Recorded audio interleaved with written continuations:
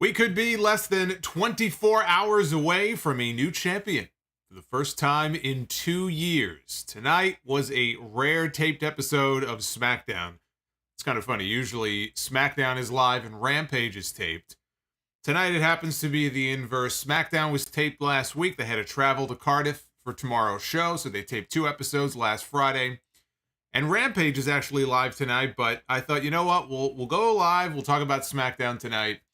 And then we'll do Clash at the Castle predictions. We'll combine the two. We'll leave out Rampage for this week at least. And I thought on the whole, it was a decent go-home show. I thought on the whole, tonight's show, nothing great. But on the whole, I thought it was pretty decent. This is your WWE Smackdown review for Friday, September 2nd, 2022. The go-home episode to Clash at the Castle. I am the Solomonster. Thank you so much for choosing me for your SmackDown coverage tonight and hanging out with me on a Friday night. We are going to be doing predictions later on for the pay-per-view. I'm going to run through the entire card, and if you want to submit your own predictions, Super Chats are open. I know we have a few that have already come in, and I want to hear from you guys. Who do you think is going to win? Are they finally going to pull the trigger and take the championship off of Roman Reigns? I want to hear those predictions, those theories, pun intended. Shout out to Mark. Mark W. just became a Sound Off superstar. We've got a lot of new channel members here in the last few days, so welcome to Mark. Thank you, sir. And hit that subscribe button, of course, if you are not already subscribed. Boom! There it is right there. The goal tonight on the likes, by the way, which for tonight might be a little ambitious, but 600 likes. If we can hit 600 and make that our goal before we are out of here live tonight, we will Be the Booker. That is going to be entirely up to you guys, but that is the goal. 600. Let's make it happen. I do believe that over on Rampage, obviously I'm not watching it right now, but I do believe the Dark Order went over. I mean, it's pretty predictable that it was going to be the Dark Order taking on Kenny Omega and the Young Bucks in the finals of the Trios Championship Tournament at All Out this Sunday. Seemed pretty obvious that was... Once Hangman Page was announced as the sub for the injured Preston Vance and Evil Uno was taken out, it seemed pretty clear where this was headed. So it's a little Rampage update for you there. So let's get into this SmackDown show, which was taped last week, but they taped a lot of stuff. And one of the best things about the show tonight was actually this opener here. The show opened with a Viking rules match between the New Day and the Viking Raiders. Viking rules means that there are no rules. It is falls count anywhere, which I guess technically is a rule, so they lied to us. That's the one rule for the match. Falls count anywhere in the building. And they actually had a pretty cool setup for this. You know, this reminded me of when they set the ringside area up for those holiday shows, Halloween, Christmas. They decorated it with all sorts of Viking-related items. But what they did is they made the ring out to look like a Viking longship. And so they had this, and I had to look, I couldn't for the life of me remember what they call I know the body of the ship is the hull, but I couldn't remember what they called the front of it. Apparently the front part of a Viking longship is called the prow. And so they had the prow out there. It was made out as a dragon's head. There's a dragon's head on the front of it. Was propped up against the ring, so it looked like the ring was the actual, the ring itself was the body of the ship. You can visualize this. And they threw up an ocean scene on the LED wall throughout the entire match. Before the match, the cameraman was bobbing up and down and weaving back and forth while they showed a shot. You saw the ocean on the LED thing. They wanted to make it seem like you were sailing on the high seas. So I hope nobody watching SmackDown tonight gets seasick. If you do, well, if you haven't watched the show yet, take a Dramamine and you'll be okay. So they had flags all around ringside. And by the way, the front part of the Viking ship with the dragon head, I guess it was made out of cedar. That's what they said. So they had flags all around ringside. Shields were on the apron of the ring for them to take and use as weapons if they so chose. Xavier Woods and Kofi Kingston came out dressed like Thor and Loki. And Kingston and Woods used the shields as weapons. Kingston placed one in front of Eric, and Woods drop kicked it. Kingston climbed onto the ringside barricade. He frog splashed Ivar. Kingston and Woods, they both covered Ivar. He kicked out, heading into a break. So coming out of the break, Ivar splashed Woods against the ringside barricade. Kofi was working over Eric with a kendo stick. And Eric put down Kofi with this giant Uranage slam right in the middle of the ring. Outside the ring later on, Kofi pulled out a unicorn horn sledgehammer, which just so happened to be sitting underneath the ring. Pulled it out, hit Eric with it, and covered him for a near fall. Back inside a few minutes later, Ivar belly flopped on a top rope moonsault. Kofi moved out of the way. And that set up the diving elbow off the top. Springboard elbow from Xavier Woods that would have won it, but Eric kicked him in the head to break up the fall. Kofi and Woods dove off the front part of the dragon ship onto both Vikings who were out on the floor.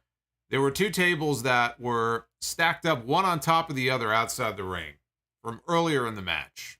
This is going to play into the finish here.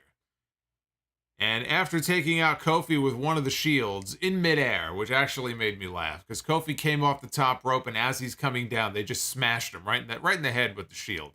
So that took out Kofi. And the Vikings had Woods all by himself. So from the top part of the Viking ship, pirate ship, whatever you want to call it, they gave him a double powerbomb through both tables. They call that the Ragnarok. And they pinned him on the floor to win the match because it is, in fact, falls count anywhere. If Vince McMahon was booking this show, he would have totally booked the New Day to win. This would have been the end of the Viking Raiders push. He would have been bored with them, right? He got a month and a half out of the new and improved Viking Raiders. What were they calling them? The new and vicious Viking Raiders? This would have been it right here. New Day would have gone over with no plans for who they're going to feud with next or what the next team is that they're going to build up.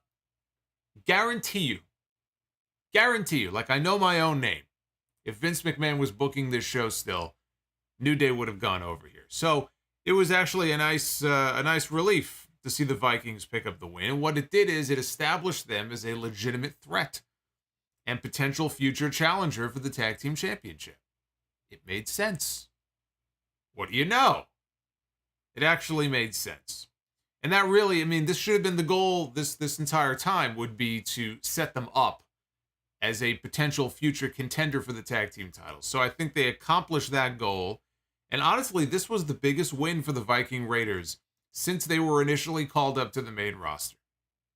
This right here was their biggest match, their biggest win. I thought it was a fun opener. I enjoyed this. So they aired a video package that they broke up into multiple parts throughout the entire show, covering the 2-year championship run that Roman Reigns has had. And they had Paul Heyman do the narration for this. I guess Paul Heyman, he was too injured to physically be back on the show, but I guess his voice is okay. They used him a few weeks ago to do the voiceover for the Heatwave show, the NXT show. Paul Heyman, maybe this is his new career. He's going to get into a career doing voiceover work. So he voiced these parts over. He said Reigns defended his title over 23 times in the last 2 years against 14 world-class superstars. 16 times he has main evented the biggest shows of the year in those 2 years against names like Edge, Big E, Goldberg, John Cena, and Brock Lesnar. 16 times he has emerged victorious. And other names as well. They name-dropped Kevin Owens and Edge and Finn Balor and Rey Mysterio and Matt Riddle. 733 days as the Universal Champion. We need to make that distinction. He has not been the WWE Champion for 733 days. He has been the Universal Champion for 733 days. But it's almost like they're talking about these titles like they're fused together, which I guess they are. They're unified. Which is why all these people coming up with these theories about how, well, you know, maybe if Austin Theory cashes in at Clash of the Castle, it'll just be for one title. Yeah, I mean, they could come up with some kind of excuse that you know, makes the argument that the contract is only for one title, even though there's never been anything said about that before. But the problem is Roman Reigns has never defended the championship individually. Not that he's defended it that many times since WrestleMania, but when he has, it's a unified title.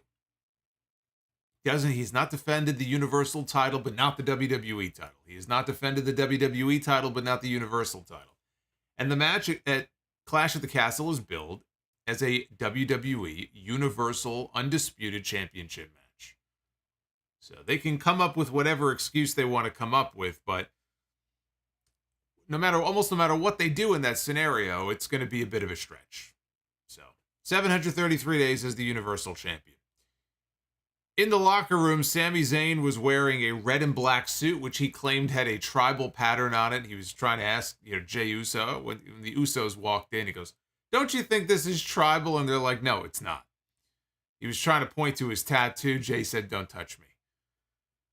So he was preparing for his role as the Master of Ceremonies for the big Roman Reigns celebration here later on at the end of the night.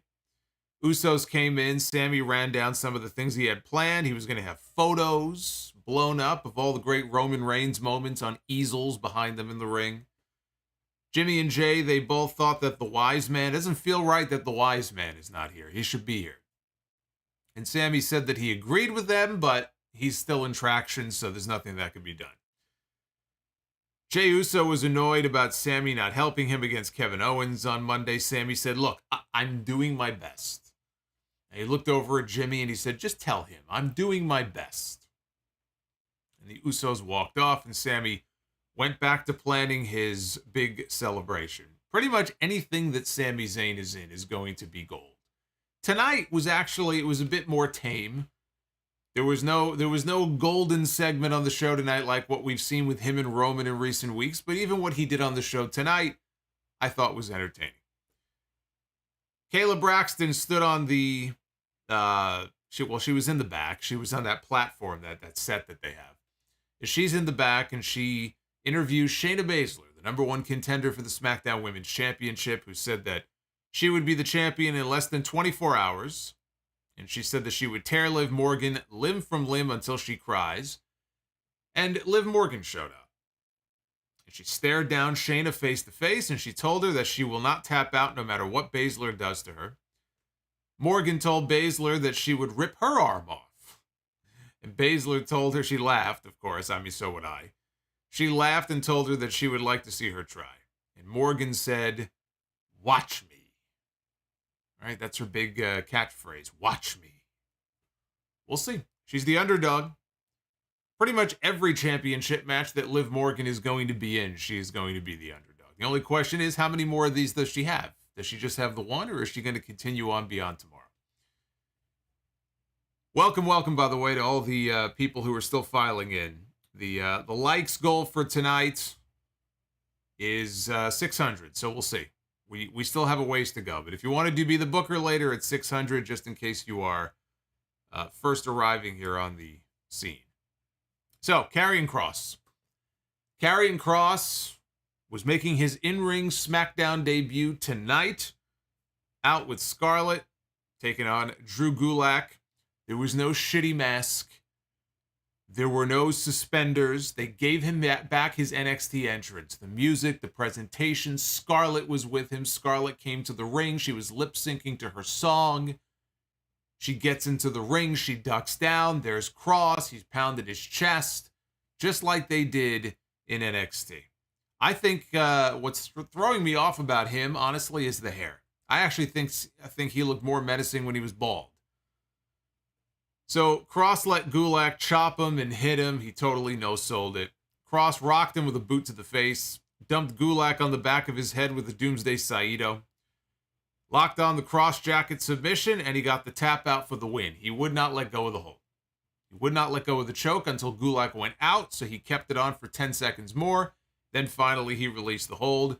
Total dominance. This right here, what we had on this SmackDown show tonight, was exactly what his Monday Night Raw debut should have been.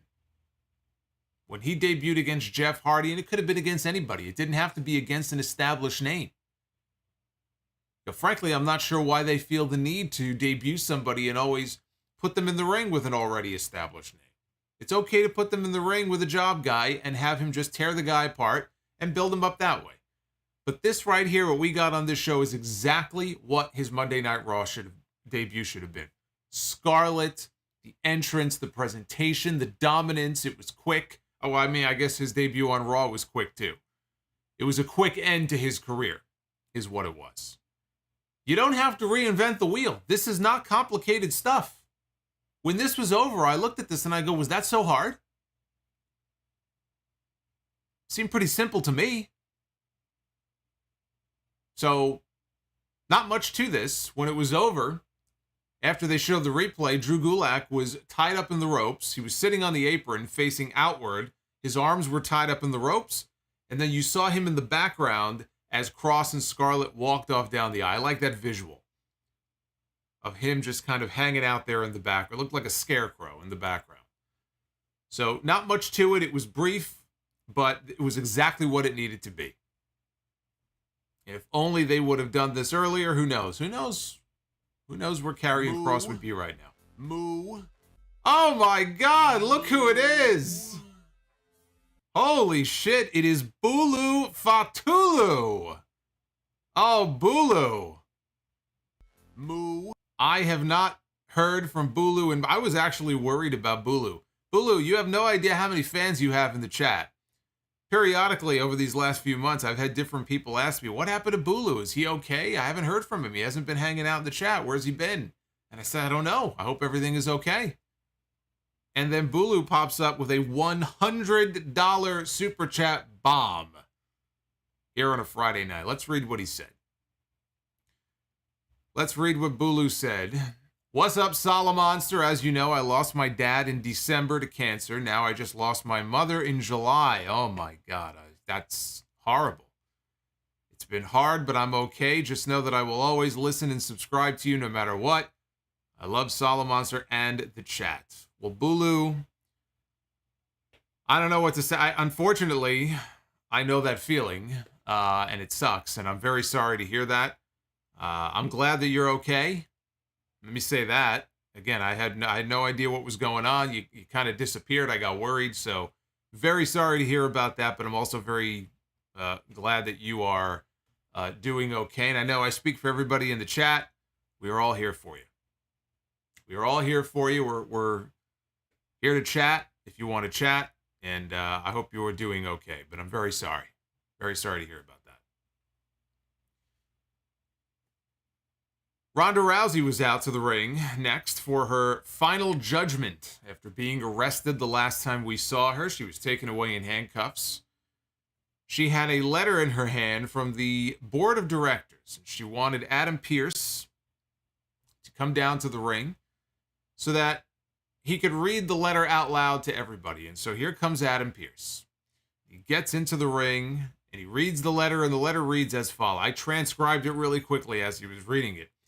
Said, over the past several weeks, Ronda Rousey has engaged in behavior that has been completely unprofessional. However, her behavior has never approached the level of criminal.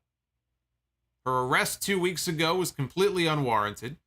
Ronda Rousey has paid her... It sounds like a Velveteen Dream speech, like his lawyer speaking. Ronda Rousey has paid her fines in full, and while she will remain on probation... As of today, her suspension is over and she will resume in-ring competition immediately. And Ronda was very happy about this. She had a big smile on her face. She was laughing.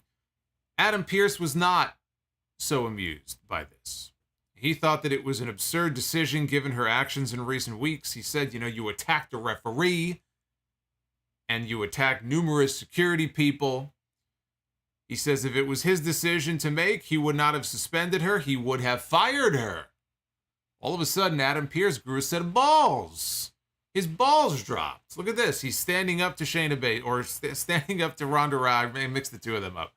Standing up to Ronda Rousey. Ronda told him that he could kiss her ass, and she went to go walk off, and Pearce stopped her.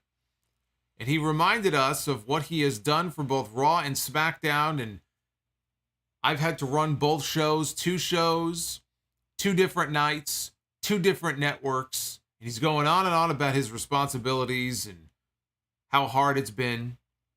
and how he's been stuck babysitting people like Ronda who all they do is give him grief.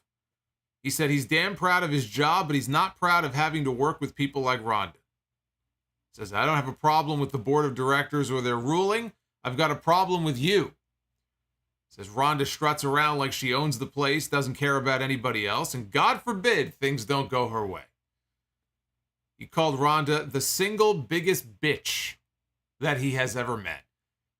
And as soon as he said that line, all I could think of is how can he say that when he spent over a year working alongside Sonya Deville? That is a lie. What he said here is not true. So Ronda got the angry eyes, and all of a sudden Pierce starts to backtrack. He starts to apologize. I'm under a lot of stress. I'm sorry. I didn't mean that.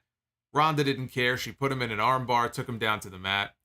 So she assaulted another official. See, Ronda Rousey, she may think that she's tough. She may walk out there and she's breaking people's arms and everything. She's not a very smart person, though, because she was arrested. She has this letter from the board saying that while she has been unprofessional, she's on probation, we're going to allow her to come back and wrestle again. And the first fucking thing that she does is she assaults basically the de facto general manager on this show.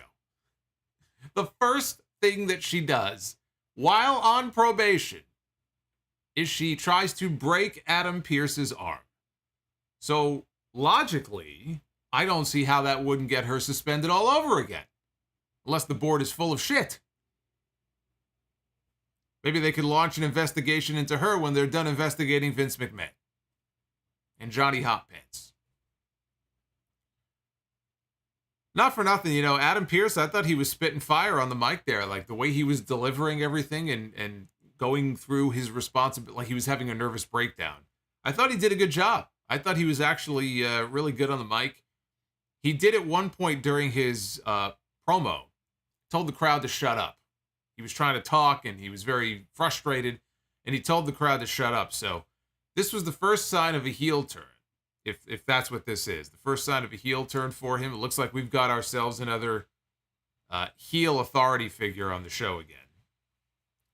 But Stone Cold Ronda Rousey is getting good reactions so far because this is the way that she should be used. She should keep her talking to a minimum. She should go out there, mean mug the camera, beat people up. Basically, she's walking around with an I don't give a fuck attitude. So it would be hard for her not to get over doing that. She's not coming out and smiling as much as she used to and doing, and cutting these long, kind of boring, terrible promos. She's going out there and she's basically saying, I don't give a fuck. And that will get over. And so far it seems to be working. And it's not just, and this was actually a taped show. So believe me, they could have gone overboard on the piping in of the crowd cheers and everything. I'm not saying they didn't do any piping in of crowd noise. But you could see in the background, like the people were applauding. They were cheering for her. They were into what she was doing here in this segment. So what they're doing, the approach they're taking with her so far seems to be working. In the back, Sami Zayn got a flower delivery for Roman Reigns. There were black roses. And they came with a message that just read, TikTok. And he decided against giving Roman the flowers. He set them aside. We had Hit Row taking on the Maximum Male Models. This was our first chance to see Massey and Mansoor in the ring as a team. We had they had a runway entrance. Maxine Dupree, they were both out there. Came out with them as well. We had Adonis and Mansoor. They started us off. Ashanti the Adonis. And Mansoor started out the match. Mansoor hit an arm drag. He posed. Ankle pick from Mansoor, but he ran into a drop kick. Mace tried a cheap shot. Top Dollar took him out. And the models headed out of the ring to recover. They needed to collect themselves. All of a sudden, Los Lotharios comes out. No reason. But Maxine is, she likes these two, right? She's very impressed by them. Every time we see them on screen with her, she seems smitten with the Latin lovers. So, of course, Max doesn't like this very much. The Los Lotharios show up. They start jawing with Hit Row. That distraction allows Mansoor to jump Ashanti from behind, tags in Mace. Mace lays in some body shots in the corner, tags Mansoor back in. Eventually, though, Ashanti gets the tag to Top Dollar, hits a corner avalanche, tags in Mansoor, or rather tags in Adonis. They hit the heavy hitter, which is their big finish, and that's it. That's all she wrote. This wasn't good. This was not a good match. And the crowd didn't care either. Frankly, even if the crowd did care, this was not a good match. But what made it worse is they didn't give a shit. And really, why should they? I mean, obviously, these are mid-card acts that are really not over yet. But, you know, what do you expect? What do you expect? And I don't want to hear like, well, you know, they taped 2 shows in one night, so the crowd was tired. Yes, they did tape 2 shows in one night. But the crowd seemed to be plenty up for the opener. They were plenty up for the Ronda Rousey segment. They were up for other segments on the show, at least somewhat. This was the one where it died a death, and nobody really gave 2 shits about this. But I can't even really blame the fans. I mean, what would they be reacting to? I thought Top Dollar looked, him in particular, but the offense in this match didn't look good. It looked very weak, very soft. And then you have a comedy act in the male models. So what exactly are the fans supposed to be cheering for here or getting excited about? Los Lotharios climbed into the ring to fight Hit Row. The models joined in. Hit Row was getting stomped on until the Street Profits ran out to make the save. My crystal ball is telling me, I'm getting these, my spidey senses are tingling. They're telling me that we're going to get an 8-man tag team match at some point in the next few weeks. We got a recap of Ricochet beating Happy Corbin last week. Corbin's in the back now with Kayla Braxton. And he doesn't want to talk about Ricochet winning last week. He wants to look forward. He doesn't want to look backward. He doesn't want to look backward like when he makes an ass out of himself on Twitter. He wants to look straight ahead. That's what he wants to look towards. He knows he's on a streak of bad luck, but it's time to double down and break that streak. He's going to go to the ring, he says, and issue an open challenge to anyone in the back who wants to come out and accept his challenge.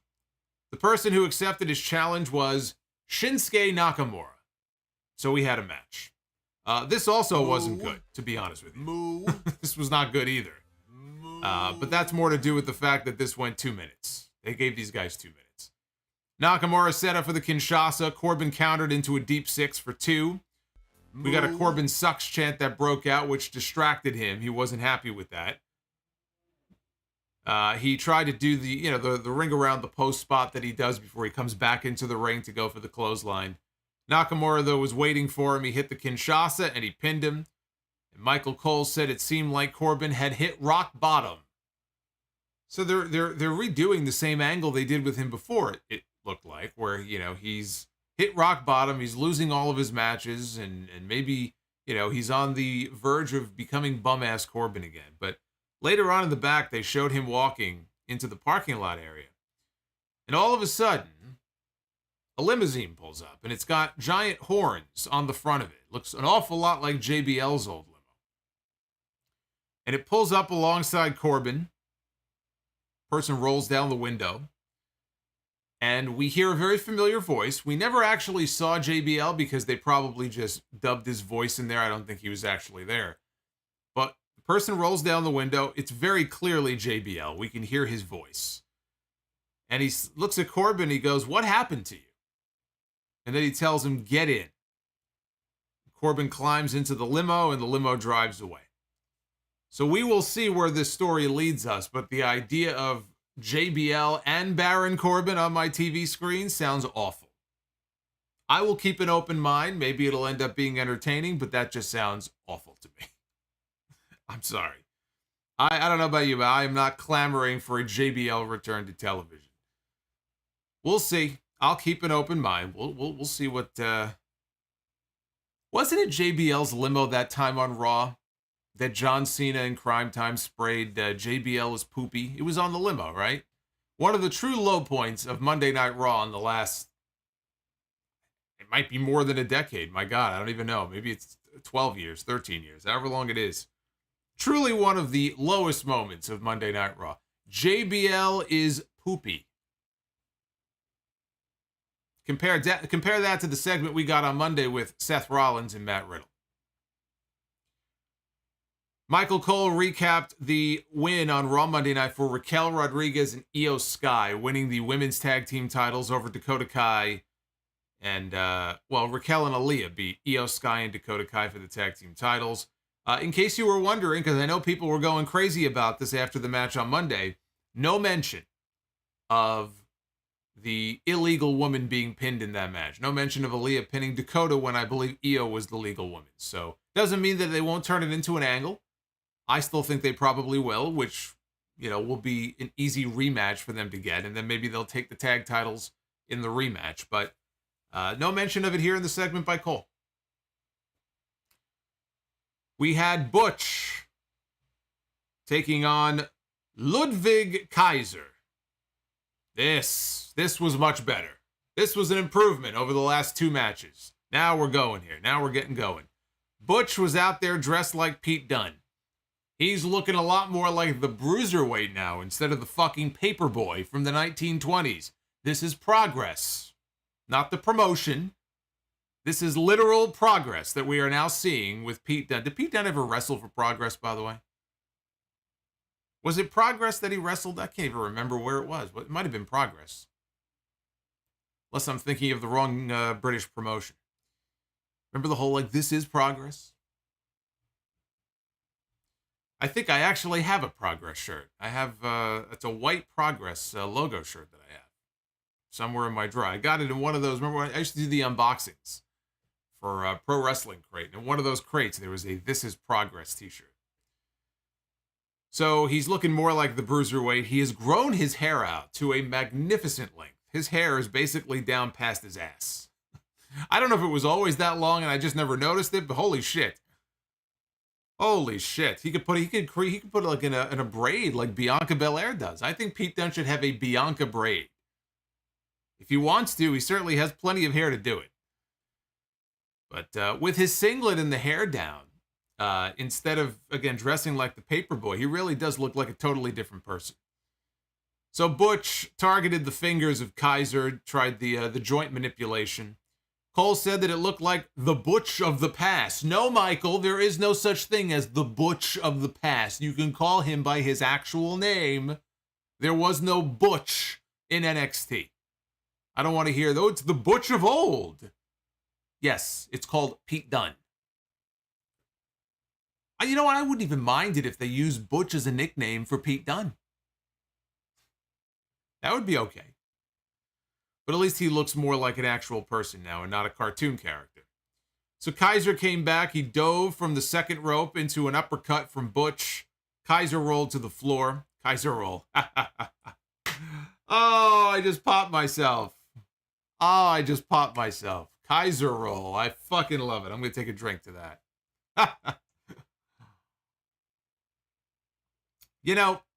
It's the little things sometimes. It really is. Sometimes it's the little things that amuse me the most. Oh, man. Kaiser rolled to the floor. Butch dove at him from the ring apron, and he was met with a midair uppercut of his own. So Kaiser dropkicked Butch while he was tied up in the ropes. Butch came back with a step-up enziguri, but Kaiser followed him as he ran the ropes and hit him with an uppercut. Kaiser grabbed Butch, who grabbed Kaiser's head. Sean, I promise you, Sean, I was not. I didn't have that in my back pocket. I was not waiting for the rim shot. It's not like I had that already programmed in here. Seriously, I did not. It sort of just happened, Sometimes these things just come together in a perfect way. So he grabbed Kaiser's hand and he broke the fingers. He did the finger spot that we have seen in the finger break spot in so many Pete Dunne matches before. Hits the bitter end and he gets the pin. After the match, Gunther entered the ring and removed his jacket. Sheamus got into the ring as well. He did the same. Took down his suspenders. He was ready to throw down. Kaiser got in front of Gunther, wouldn't let him get physical, tried to back him down. Eventually, he agreed to back down without any physicality. But we got a little preview. We almost got a little preview here of what we're going to get at Clash at the Castle. Good stuff from these two. This was the second best thing, the second best match on the entire show after the opener. But, I got to say, seeing them in there like that, at the end, face to face, it really was very noticeable. Sheamus looked bigger than Walter, which would not have been the case even just a couple of years ago, or even a year ago. And it just looked like, maybe it was the way they were positioned, but Sheamus just looked so much bigger than him. I mean, I knew that he dropped a lot of weight. He really did. Walter, he's looking svelte. Like, he looks like he dropped the weight of an entire other human being. And I don't know that he looks more menacing than he used to, but you know what? If he's healthier and he's happy, then that's all that matters. That's all that matters. I know people have been talking about this online. There are people, when he lost the weight, there were photos of him in the gym that he would post on social media. And I remember reading in the comments, there were people that were like, oh, he should put the weight back on. Like, you know how hard that is to drop weight the way that he has, and you want the guy to just put it back on? Why? To make you feel better? Fuck you.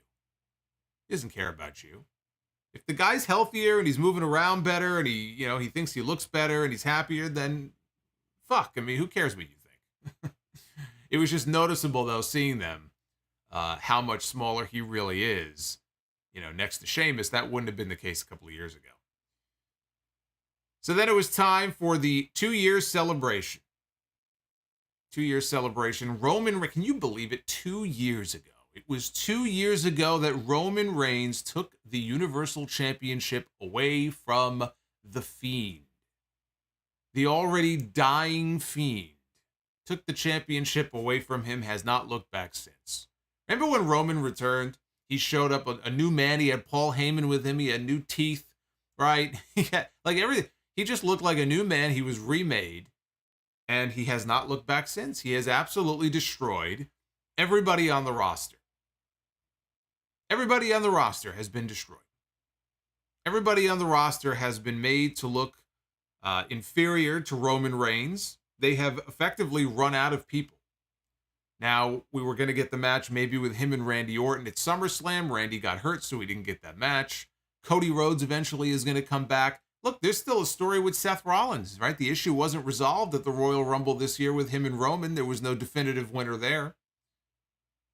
So he does have some people who are still around that could challenge him for the championship. But, I mean, the way he has just mowed through the vast majority of challengers on both of these rosters, it's certainly a debate that you could have. Has this long reign of Roman been, or has it by now turned into more of a liability than a benefit? Because on the one hand, they built this guy up as such a dominant champion, more dominant than any champion we've seen in maybe decades. But at what cost? There's pros and cons. There's a reason why I look at it, I call it the reigns of terror. I didn't feel that way 6 months ago, but we've reached a point now where, especially now, he's working a lot less. He has become a part-timer in many ways. I'm not sure it's really doing them any good, frankly, the longer they keep this championship on him. But Sami Zayn and the Usos were out to the ring for the big celebration. There are pictures of Roman's successes all set up in the ring on easels in the background behind them. Sami welcomes us to the celebration, and Jimmy tells Sami to do his thing. See, the thing that's amusing about this, Jimmy Uso is so amused by a lot of what Sami does, and Jey Uso is just like, he can't stand this guy. So Jimmy likes him. He keeps him around like he's a clown. He's there for his entertainment. But Jey would love to just pummel this guy into the ground. So he tells Jimmy's like, go do your thing, Us. And Sami starts to talk. He's immediately interrupted by Jey Uso. Jey Uso takes over. And he reminds us that for 2 years, Roman has dominated everyone. Whoever stepped up got sat down. They got punched or speared or guillotined or just flat out beaten. And each time he says these things, Sami interjects with something. He's like, yeah. He's like, yeet. He's like, he's trying to be cool. He's trying to fit in. He keeps doing the yeet thing. He goes, yeet. And Jimmy's like, what are you doing? What's wrong with you? So Jay says, everybody stand up. Put your finger high in the sky and welcome the head of the table. The tribal chief, the needle mover, God Mode himself, the undisputed WWE Universal Champion, Roman Reigns. We see a car arriving in the back. How nice of him to arrive right on time here, showing up to work here in the last 5 minutes of the show. And Roman, now this probably was weird, I would imagine. Roman was on the show last week, right? Okay, so yes. Yeah, because they beat down Drew McIntyre. So how weird, now I assume that people in the building saw this in real time and they didn't just like shift around the order of the segment. So they knew he was there. If you're in the building, you've already seen Roman Reigns on the show. An hour later, or whatever, however long later it was, you see him arriving again to the building. What did he leave to go get dinner? Maybe he went to go get dinner. Maybe there's a Five Guys down the road. He wanted to go get a burger, all the toppings, had a nice dinner, had a nice meal, had some fries with it, came back to the building just in time. He steps out of the car, and he doesn't have his titles. And as he starts to walk towards the arena, out of nowhere, Drew McIntyre blindsides him with a Claymore kick and knocks him down. And he does not look very happy because the last time we saw Drew McIntyre, he was left for dead at the end of SmackDown last week. So he's left Roman laying on the ground, and now Drew is walking into the arena. He's walking to the ring with vengeance on his mind after what happened to him last week. Comes into the arena. And Jimmy and Jay put Sami out in front. Sami charges Drew first, but he gets a headbutt for his troubles. Down he goes. Drew gets in the ring. He fights both Usos. Launches Jimmy out of the ring. He hits a dive out onto all three men. Puts Sami back in the ring. Grabs some chairs. Puts them in the ring. Ends up hitting a Claymore into a chair into Sami's face. He suplexes Jimmy through the announce table. Like a normal suplex, and then he just kind of threw him, and down through the announce table went Jimmy Uso. He gave Jey Uso a Roman Reigns-esque spear through the barricade by the timekeeper's area. Grabs a microphone, gets in the ring, and says to Roman that he will never, ever stop. He says, look at what I've done to the bloodline, God Mode deactivated, and in Cardiff, it's just you and me, and I'm going to kick your head off your body. That's how they went off the air. So Drew McIntyre stands tall to end the final episode, which that usually is not a good sign if the babyface is standing tall on the go-home show. That's not a universal thing. That doesn't necessarily mean he's going to lose. But typically, if you're the babyface, I don't know that you want to be standing tall at the end of the go-home show.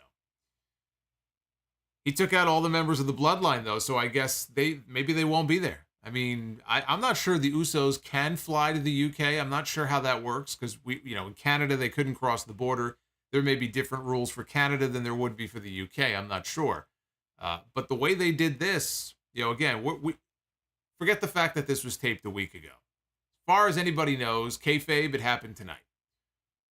Him attacking all these guys and leaving them laying like this would make you think that the bloodline is not going to be there tomorrow. They're not going to be there to save Roman. So Roman, the idea, I think, is that he's going into this by himself. He will not have his backup. He will not have his family. He will not have anybody there to save him. If things go south, it's going to be one-on-one. Doesn't mean it's going to end up that way. But I think that was the idea they were trying to portray coming out of the show tonight. So Roman's going to have to go it alone. Or is he? I don't know. Remember, Sami Zayn got that message earlier with the Black Roses, TikTok. Karrion Kross is still around. There's actually a lot of names being bandied about. We'll get into it here because we're gonna do predictions now. But I thought pretty decent episode of SmackDown. Not a great show, but I enjoyed the opener with the Vikings and the New Day. Pete Dunne and Kaiser, I thought, had a good one. Kross looked dominant in his debut, as he should have.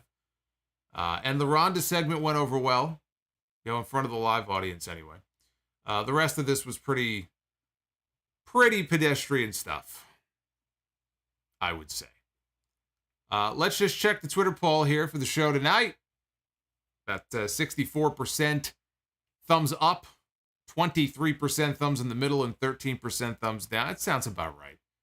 Again, it wasn't a bad show, but it just wasn't a great show either. It was just very, very much in the middle, but the idea was to sell you on the main event. In a lot of ways, just like Dynamite this week.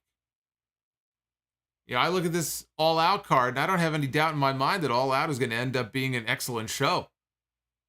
But the only match worth a damn on that show is CM Punk and Jon Moxley. That's really, it's basically like a one-match show when you think about the promotion for that show, especially being in Chicago.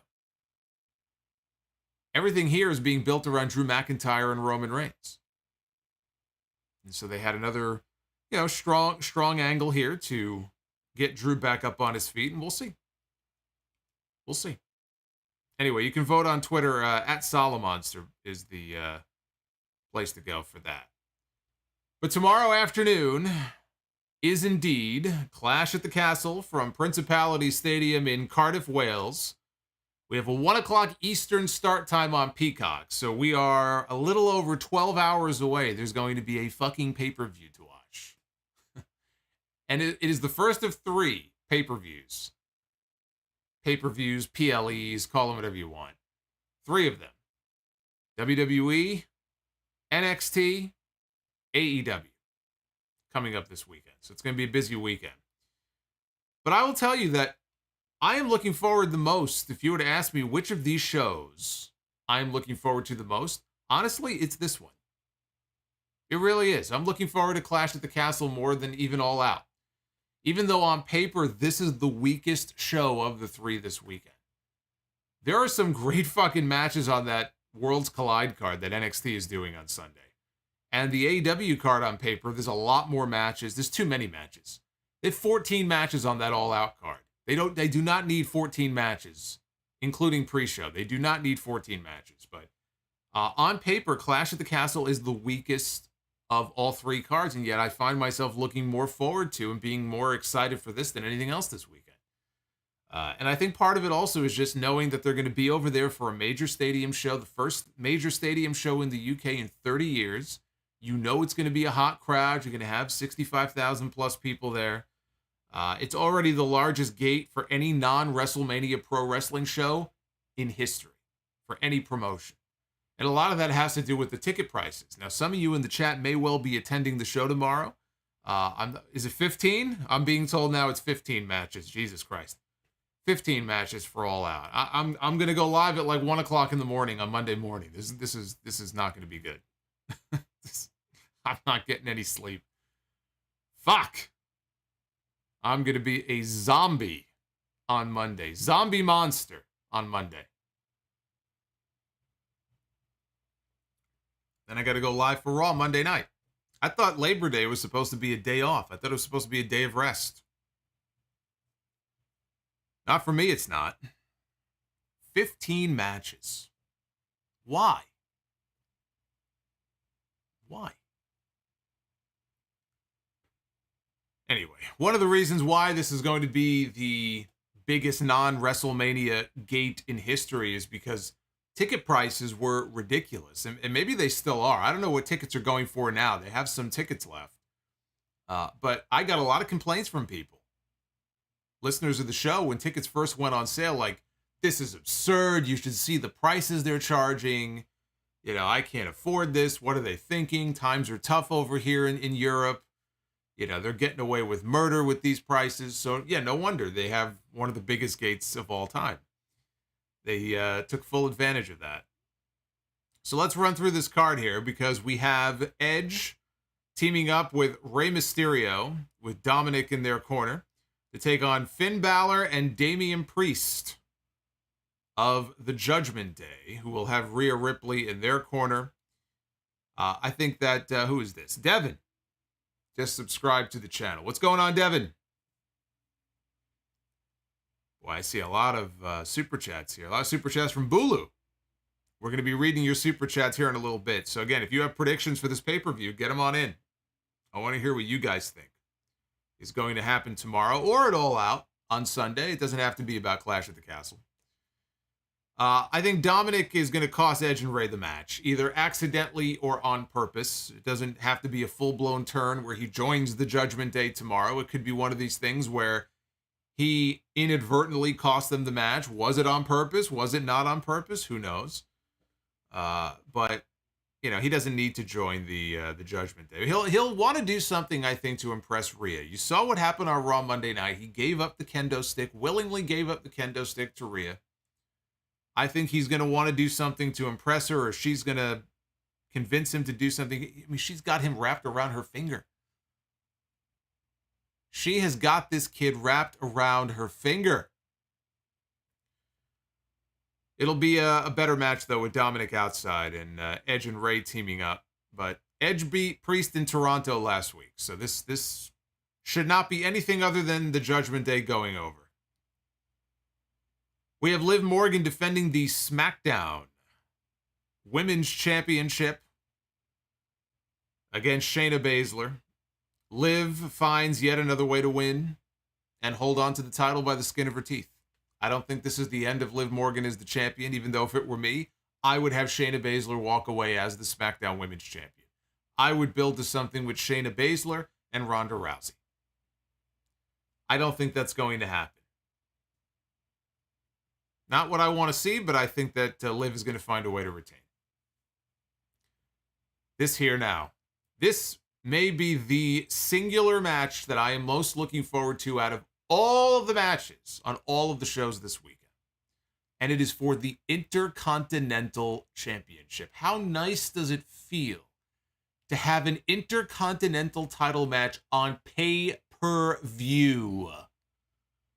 I need somebody to correct me if I'm wrong or confirm this, but I do believe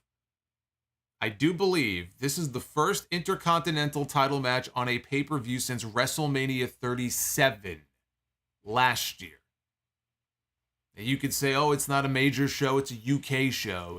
This is a major show. They're putting almost 70,000 people in a stadium. And Roman Reigns could very well see his 2-year run come to an end. I'd call that a pretty major show. And we have an Intercontinental title match. Finally, the Intercontinental Championship getting some respect. It's nice to see. It's refreshing to see. And I can't think of a better match I'd love to see this title defended in. Godzilla and King Kong going one-on-one in the middle of the ring. I fucking love it. This is going to be great. This is going to be the most physical match of anything on the entire show, I'm sure. Sheamus is looking for his first Intercontinental title, the only title, I guess, outside the Universal, but who cares about that? The only title that he has never held. Of all the championships Sheamus has held, he's been WWE champion before, tag team champion multiple times, King of the Ring winner, Royal Rumble winner, US champion. He's done it all. First ballot Hall of Famer when he goes in. Never been the Intercontinental champion. Sheamus is going to be the Intercontinental champion, but it will not be tomorrow. He will eventually hold that title. He might even beat Walter for it, but it's not happening at Clash at the Castle. I think Walter goes over, he retains, and I have very high expectations for this match. Just give them time to go out there and do their thing, and this is going to be fucking great. We've got Bianca Belair, Asuka, and Alexa Bliss taking on Bayley, Dakota Kai, and Io Sky. We are, by the way, I should mention it again, 600 likes is the goal. I know we're pretty far off from it. It might not happen tonight. I thought it was a lofty goal for a Friday night. I didn't know what kind of audience we'd have. I figured it would be down a bit tonight. I think there were also people who thought I was going live after Rampage, and I was like, fuck that. I'm not doing that tonight. But we'll keep 600 as the goal. If it doesn't work out, there's always tomorrow night. Or not tomorrow night, tomorrow afternoon. When am I streaming? 4 o'clock probably, right? Whenever Clash at the Castle is over. Probably 4 o'clock in the afternoon tomorrow. Maybe if not tonight, we'll do it tomorrow, but we'll see. Actually, we are. We're over 400 likes. There's a chance. There is a chance. We could hit 600. Okay. It's all on you guys. I need Bulu to help rally the troops.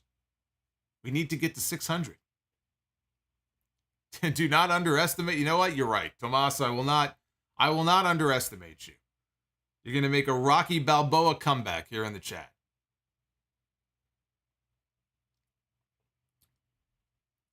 So, 6-woman tag match. Dakota and Io lost to Raquel and Aaliyah in the finals of the women's tag team title tournament on Monday, even though Aaliyah pinned Dakota, who was not the legal person in the match. And again, this was never mentioned on the show on Monday. Michael Cole didn't make mention of it when he talked about the match tonight on SmackDown either. But if they do bring it up on TV this weekend or on Monday, it could be setting up for a rematch. They could come out and say, hey, we got screwed. The wrong person got pinned. We deserve a rematch. And then maybe Dakota and Io then they win the women's tag team titles. But they lost on Monday.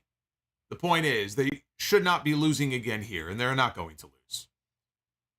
Bayley, Dakota, and Io are going to win, and I think it will be Bayley pinning Bianca Belair to set her up as the next contender for the Raw Women's Championship.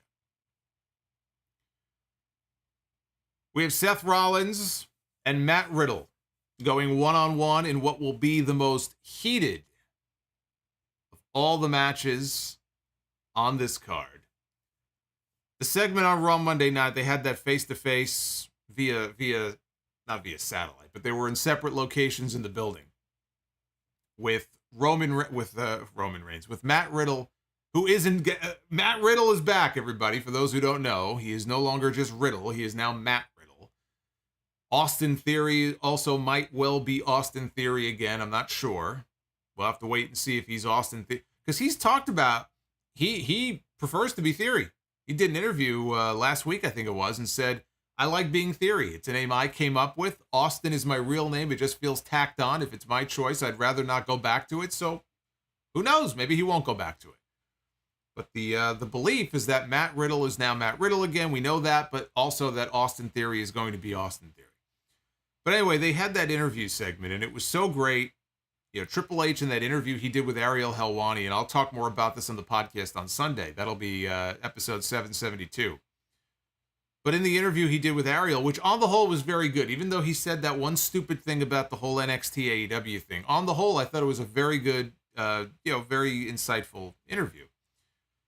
But he told Ariel that the reason we're seeing Matt Riddle again, for example, he wanted it to be super real. And if you're trying to have a hyper real segment like that, that makes people go, oh shit, that sounded real. Like that guy really hates the other one, right? There were so many people who were talking like that after Raw on Monday, like they accomplished what they set out to do. But it's just goofy if the guy is just Riddle. You know, there are some people, you might cut their first name off or last name or whatever, just give them one name. And it works. Or it's like, all right, that's not so bad. I always thought the Riddle thing was so dumb. Like Riddle, even Theory, Riddle, Theory. These are fucking dumb names.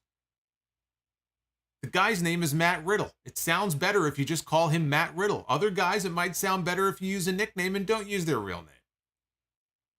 You know? Smash of Demolition sounded a lot cooler than Barry Darso. So it really depends on the person and their name. So he did it that way because he wanted it to come off as real. If you're going to make it real, you should use the guy's real name. That makes sense. So now we know why he got his name back, but it was so good. And I mean, I never had any doubt that these guys were going to go out there and have a really good match, right? It was supposed to happen at SummerSlam. They pulled it.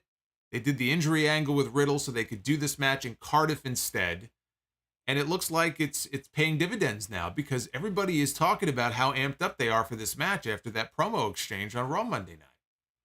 You saw how serious Riddle was in that segment. We didn't get goofy stoner Matt Riddle.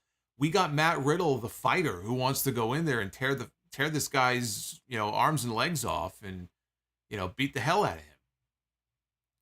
So this is another match. All of a sudden, I was like, all right, that's going to be a good match. But now it's like, wow. All right, this takes it up to that next level. I'm looking forward to seeing these two get in the ring together. I was looking forward to it at SummerSlam. So they made us wait an extra 5 weeks, but here we are. I actually think they should add a stipulation to this match. I think it would be appropriate given how personal an issue it's become. I think they should add a no DQ stip to this match. They probably won't because it's so late in the game at this point, but I hope we get to see the more serious side of Riddle. I'm not saying that he shouldn't be doing any comedy I mean, that really is what got him over. And there is an audience who likes that kind of thing. And, you know, when Randy Orton comes back, if they do reunite RK Bro, you know, he'll be doing that anyway. But I definitely would like to see this side of him more often. I think there's room for him to be serious when it comes game time. And he's going in there for a big pay-per-view match like this. You know, I think people, they hear him and they see him on TV acting all goofy and they don't take him seriously. But this guy can fucking go. Before he signed with WWE and he was in Evolve and doing all these independents beyond wrestling and everything else, I said, man, this guy's fucking great. He's a great wrestler. And then they kind of went overboard with all the goofy stuff and the fucking unicorns flying out of his fucking feet and all that dumb shit. Hopefully Triple H gets rid of that too. But it's nice every now and then to see a more serious side of this guy and have him remind people like, dude, I'm going to fucking kill you. You know, like, I'm not somebody to play games with here. I can hurt you. I used to do that for a living. I used to beat the hell out of people in the octagon. I can hurt you. And he's going to put a beat down on Seth Rollins. I'm picking Riddle to go over here in this match. And in the main event, it's a short card. There's really not that many matches on the show tomorrow. In the main event, Drew McIntyre challenges Roman Reigns, 733 days and counting, as the Universal Undisputed WWE Heavyweight Champion of the world, or of the universe. I don't even know what the fuck to call this anymore. What a dumb name for a belt. The Universal title. Is he the champion of the world, or is he the champion of the universe? I don't even know. Roman Reigns has not had his shoulders pinned to the mat since December 15th, 2019. Do you know who the last person was to pin Roman Reigns in the middle of the ring? I'll give you guys a few seconds to go. Let's see who gets it first in the chat. Of all people, the last person to hand Roman Reigns a pinfall loss in WWE was Baron Corbin. The fucking guy who can't win a match to save his life. Baron Corbin was the last person to pin Roman Reigns in a singles match, or I think any match, but in a singles match, one-on-one. And that was almost 3 years ago. That's how long it's been. It was the TLC pay-per-view. That's insane. And if it were anybody else, if it was Hogan, if it was Triple H, you would have people, oh, look, it's Brian Passera. Always love those dancing Solomonster super chats. The Shanky Shuffle. $40 from Brian Passera. What's going on, Bryant? Thank you, sir. But I was saying, if it was Hogan, if it was Triple H, if it was Shawn Michaels back in the day, I won't lay down for anybody. Man, people would be so furious. This guy hasn't done a pinfall job in almost 3 years. Where's all that hate for Roman? Those guys were burying people, right? Oh, those guys were burying people. What about Roman Reigns? It's just interesting to hear the different arguments for different people and who's burying who and all that kind of stuff. Again, I do think damage has been done to the roster. On the other hand, though, Roman is the biggest star in the entire company. And the reason that he became the biggest star in the entire company is because of this run that he's found himself on. He comes out there, he talks about God mode, and it really feels like he is. This is how Brock Lesnar felt once upon a time, where he got so dominant, you couldn't honestly believe that anybody could beat this guy. It actually became a detriment, as I feel it has become with Roman in many ways. With Brock, he beat people who, frankly, he shouldn't have beaten. When Braun Strowman was at his hottest, he got cut down by one F5. He was never the same after that. Samoa Joe, I still maintain you should have given Samoa Joe the title when he wrestled Brock at Great Balls of Fire. There were certain people who, if they weren't going to win, you probably shouldn't have done that match, but he just, like a hot knife through butter, just ran through the fucking roster. And it just got to the point where you couldn't honestly believe anybody could kill this guy. You still can't believe that anybody could kill this guy. Look at what it took to beat Brock at SummerSlam this year. Look at what they did to him. Belt shots to the face, chairs to the face, ring steps. They buried him under all that plunder. And he couldn't answer to the count of 10. That's the only way you're going to beat somebody like that. And it's hard for people to believe that this is going to be the end of the reign, that this is going to be the end of the reigns of terror tomorrow. There's no way that Roman Reigns is going to go to Cardiff and that he's going to lose his championships. It's too soon. It's too soon, they say. I look at it a different way. For Drew McIntyre, this is his WrestleMania moment. This is the WrestleMania moment that he was deprived of 2 years ago. He won the Royal Rumble match. He was super over when he clotheslined Brock Lesnar out of the ring in the middle of that match. And they panned out that big stadium, that big baseball stadium they were in. The place was going nuts. He was over. He was poised for that big moment in the WrestleMania main event against Brock. And then COVID hit. And Drew McIntyre won his first WWE title in an empty warehouse in front of no people in like 4 minutes. And then Big Show came out after to add insult to injury and had to wrestle Big Show. Not the WrestleMania moment that he was hoping for. Now, I know he's not from Wales. I know he's from Scotland, so it's not like he's in his hometown. But still, they're in the UK. There's going to be a lot of fans there rooting for Drew McIntyre. This here, in front of 70,000 people, this is the moment that he didn't get to have in 2020. That's how I look at it. I'm not saying he's owed that, that he no one's owed anything, but him winning here would be that moment that he did not have before. And the way they've been promoting his story here with the vignettes and, his rise as the chosen one to getting fired and then, the redemption story and making the big comeback and, he's probably going to come out to his old music. I'd be shocked if he didn't come out to Broken Dreams. He's been teasing it so much. I think Triple H will make it happen. So all of these things, and then you consider another wild card here. Tyson Fury. And they showed his video on SmackDown tonight. He put it on social media a few days ago. Tyson Fury, who announced his retirement from boxing only a few weeks ago.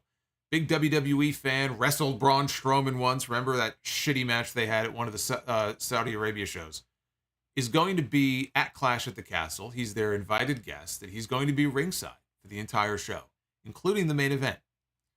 Now, Drew McIntyre and Tyson Fury have had the little back and forth war of words for probably a few years now.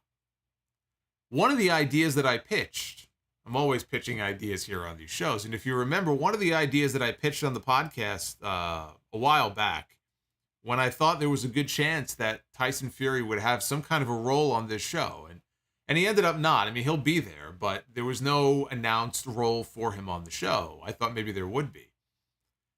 The idea that I pitched is that he could be a ringside enforcer for the main event, because I didn't have any interest in seeing him wrestle. He wasn't very good the first time.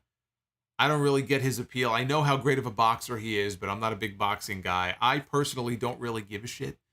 I know he's a big wrestling fan, and so, he's definitely someone who I can see why they would want to work with him. He's a major star, especially in that part of the world. But I have no interest in seeing him in the ring. And once it became clear that Drew was going to be the one challenging for the title and was not going to wrestle him, I said, well, then how do you work him into the show? Well, why not have him as the ringside enforcer? Because then you've got this built-in story of what's he going to do? Right? For years, he and Drew have been talking smack to each other, and they've been talking about how they want to wrestle. They want to get in the ring, and they want to have a match. They were teasing even just a few months ago that it might happen at Clash at the Castle. People thought that they were setting up for a Drew McIntyre-Tyson Fury match. So having him at ringside at least would build some intrigue, but also he could be the guy who holds back the bloodline. So if the other members of the bloodline were there, he could fight off the Usos. And of course, Sami Zayn. I mean, you can work an easy spot with Sami where he, punches Sami in the face and Sami takes this huge bump. Remember the bump that Jeff Jarrett took for Chuck Norris at Survivor Series that year? He tried to interfere. Chuck Norris gave him like a karate kick, and Jarrett took this fucking ass over tea kettle bump in the aisleway. You could work a spot like that. Drew wins the championship fair and square. You have this moment at the end of the show where Fury is in the ring. Maybe he actually hands him the titles. He endorses him. He raises his hand. It's this big fairy tale ending moment. And you could use, Tyson Fury in that way. That was basically the idea that I had come up with. But again, I'm not even sure the Usos are going to be able to get into the UK. I'm not sure what their status is going to be for this show. So Tyson Fury is one wild card in this match. He is hardly the only wild card. Sami Zayn, the Usos, Paul Heyman. Maybe Paul Heyman reappears. They're all potential wild cards in this match. Tyson Fury, Killer Kross, Karrion Kross. He sent that message to Sami tonight, TikTok. He's got no match on this show. He'll be lurking around. He might be making the trip over to Cardiff, but maybe he's already there. I don't know. Maybe he's not going to be there. Can't discount the possibility that Karrion Kross, who has stated beef with both of these men since he came back to the company, could interject himself in this match. It's not something I want to see. I really don't want him to get involved in this match. But it's a possibility that he could very well play a role here in this match. Fury, though, being at ringside, I find it hard to believe he's not going to get involved in some way. And all that does is reinforce my belief that Drew is walking out with at least one, if not both, of those titles tomorrow.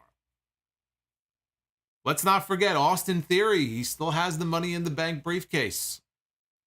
He's still lurking around with that Money in the Bank briefcase. WWE very likely going to want to split those titles again sometime before Survivor Series. If they're going to do Raw versus SmackDown again, you need a WWE champion. You need a Universal champion so you can put them one-on-one. In order to do that, you need to split the titles. Well, it's already September. Survivor Series is not that far away. So they're probably going to want to split the titles again soon. He could cash in. It could turn into a triple threat. We could end up with a triple threat with McIntyre and Theory and Roman Reigns, and come to find out that, again, it's only for the WWE Championship since Theory is a member of the Raw roster. And, you could take that approach. And I hate that, though, because it just doesn't make sense for the reasons I mentioned earlier. I know people keep mentioning this. Oh, well, they could have him cash in. It could be for one of the titles. It's so stupid, though, because it doesn't make sense. I know they can try to make sense out of it and explain it after the fact, but it just doesn't make sense. We have never seen Roman defend the title separately. They are very clear that it is a Universal Championship match, WWE Universal title. It is the undisputed championship. It's not a 3 falls match where one fall is for one title and one fall is for another. It's nothing like that. Nor has it ever been mentioned that the Money in the Bank briefcase is for one specific title. Now, the way out of it could be that that's the point. There's no specified title, but the Money in the Bank contract is for a championship match, implication being for one title. Maybe they take that approach. Again, I'm not really a big fan of that. But if they want to split the titles, they're going to have to come up with some way to do it, other than Drew winning and then just handing it over, or Roman retaining and saying, you know what, I don't want this anymore. That's the last thing you want to do. Talk about marginalizing your title. You know what, I think I'll keep the blue one because I've had it longer here. You could take the black one. I don't want the black one. I'll keep the blue one. They'll have to come up with some way to do it at some point. But the list of potential names that could interfere in this match, it's like the fucking list of 1,004 holds on Nitro that Chris Jericho read from all those years ago. All the names that I just listed. Again, all the names I just mentioned, that's not even all of them.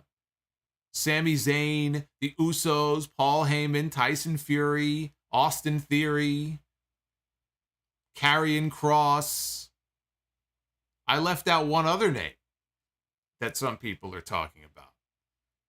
I left off one name that I know one person in particular in the chat has been talking about all night.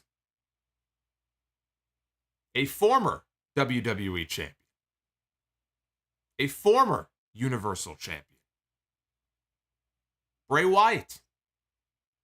One of the names that has been rumored potentially to be coming back to WWE. Triple H was asked about Bray Wyatt in that interview with Ariel Helwani and was very coy and had some interesting things to say about Bray being an overly creative person who sometimes could kind of get in his own way in his mind. But, overall, he was complimentary of him. He didn't spill the beans about anything. Ariel also asked him about Sasha Banks and Braun Strowman, and you didn't really get any answers out of Triple H. But a lot of talk about Bray Wyatt. Could he show up in Cardiff? Could he cost Roman Reigns the championship? Because it was 2 years ago when Roman won that title, he won it off of The Fiend. And so this could be The Fiend's revenge, coming back 2 years later to screw over Roman Reigns, the way that Roman Reigns screwed him over. Could happen.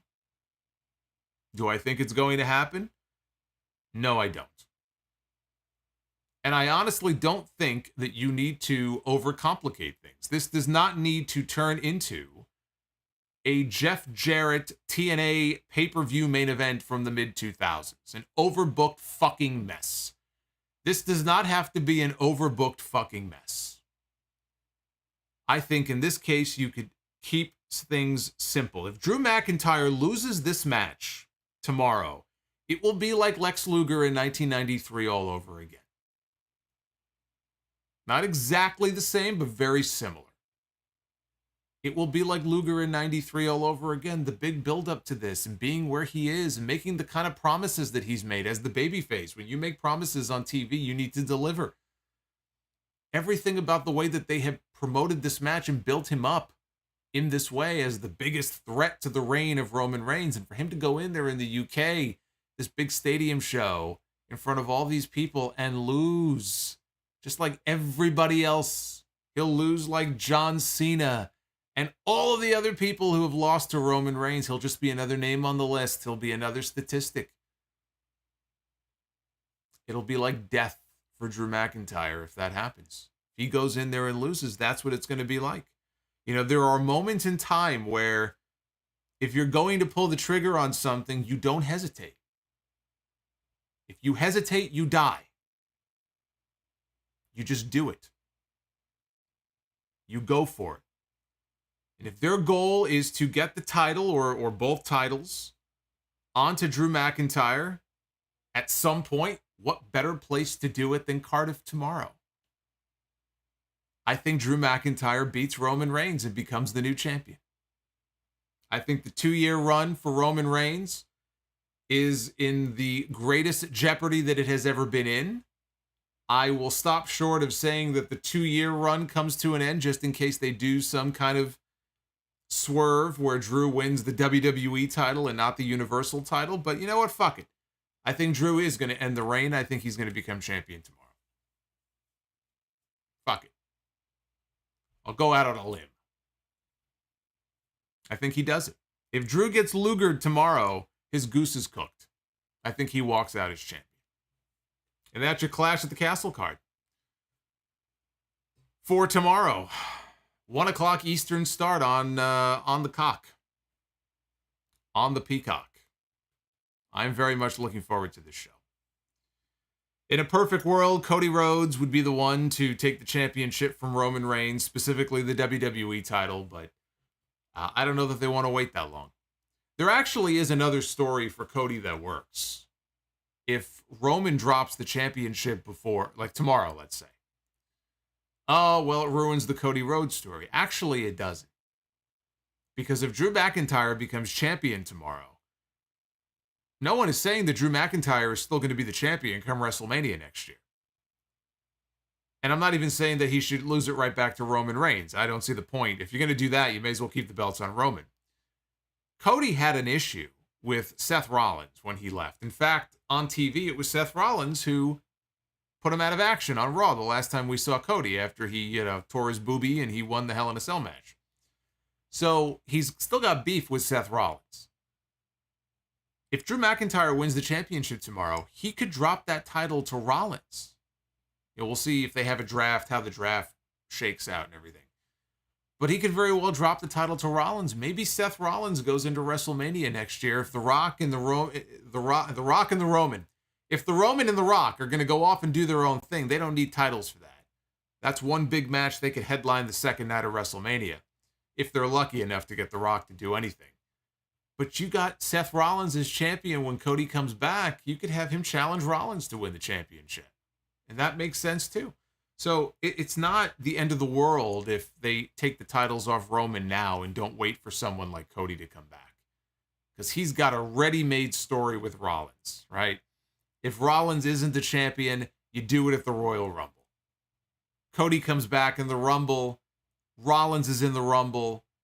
He eliminates Rollins to win the Rumble and then goes on to challenge for the title. But you could also put the title on Seth and have Cody take it from him. And that's a great story too. The way things ended the last time we saw them. So there's always a good story to be found. I have faith and hope that Triple H will tell that story. Let's take a look at this poll. This is the SmackDown only poll tonight. 64% thumbs up, 22% thumbs in the middle, and 13% thumbs down as Armed Anderson points a gun in my face. Look at this guy. Look at the hair on him. All right. Super chat time.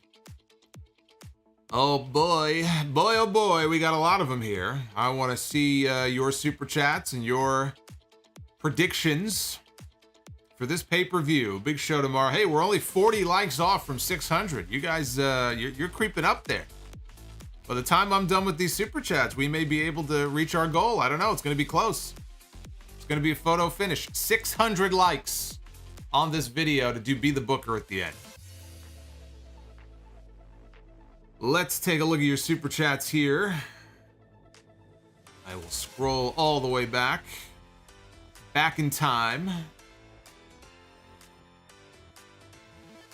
What a first super chat that we have here from Deuce Nuditate with the $2, who wants to know, why is Ricochet bald?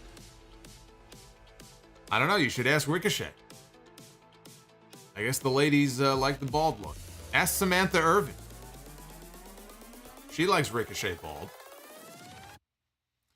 Vontel, wild prediction, Solo Sikoa debuts and costs Drew McIntyre. There's another name that I forgot to mention. Solo Sikoa is being fast-tracked to the main roster any week now. His call-up is imminent. He is going to be destined for the SmackDown brand. That is what we know from PWInsider.com. We know who's on SmackDown. Wouldn't that be something? Drew McIntyre took out the entire bloodline on SmackDown. Drew thinks that he has taken care of the bloodline and he is going to get Roman one-on-one, only to be foiled by the third Uso. They're growing. Actually, you know what? I could see that. I could see that story. I could see he thinks he took the bloodline out on SmackDown, and here's another fucking Uso who shows up and costs him the championship. Shin Akuma, thank you, Shin, for the $5 super chat. Mr. All Day J, or Mr. AJ All Day. Mr. AJ All Day. It would be nice for them to take the belts off Roman, but WWE has not done a great job of building credible talent to do, except for Cody, but I am excited to see how and if they are actually going to do it. Aussie of Steel, I'm hoping Drew finally dethrones Roman tomorrow, but if he doesn't, where in God's name does Drew go from here? I mean, your guess is as good as mine. Well, you know what? Karrion Kross, I guess. He'll feud with Karrion Kross, but where he goes after that, I have no idea. I have no idea. Rizzo with the $20. Thank you, Rizzo. LOL at Triple H, changing his NXT as our third brand narrative. What he should have said is he wanted to take a shot at AEW, is they beat our third. Oh, if you wanted to take a shot at them, to say that they beat our third brand. Also, Wrestling Observer reported one AEW star asked for his release, but was denied. Yes, I am well aware of it. And yes, the belief is that it was Malachi Black. That is not confirmed, but the belief is that it was Malachi Black. And we will definitely be talking more about that on the podcast on Sunday. I've got thoughts on that. Says also could get used to the 1 p.m. Eastern PLE start. Ends at 4, and your review ends around 6:30, and I got my whole night ahead of me. I'd like to say that I have my whole night ahead of me after that too, but I'm going to just be working nonstop on prepping for the podcast on Sunday. So there really is no downtime for me this weekend. Josiah Obal, $2 super chat. If Drew doesn't win tomorrow, what's next for Roman? What's next for Roman Reigns if not Drew McIntyre? I don't know. If Riddle beats Rollins, I guess you could always go back to Riddle, but Roman already beat him. Beat him on TV. Now you're just repeating challengers. Boy, I don't know. Rizzo, also Bliss fan, I like you, but as a fellow Bray Wyatt fan, I am blaming you if he doesn't show up tomorrow.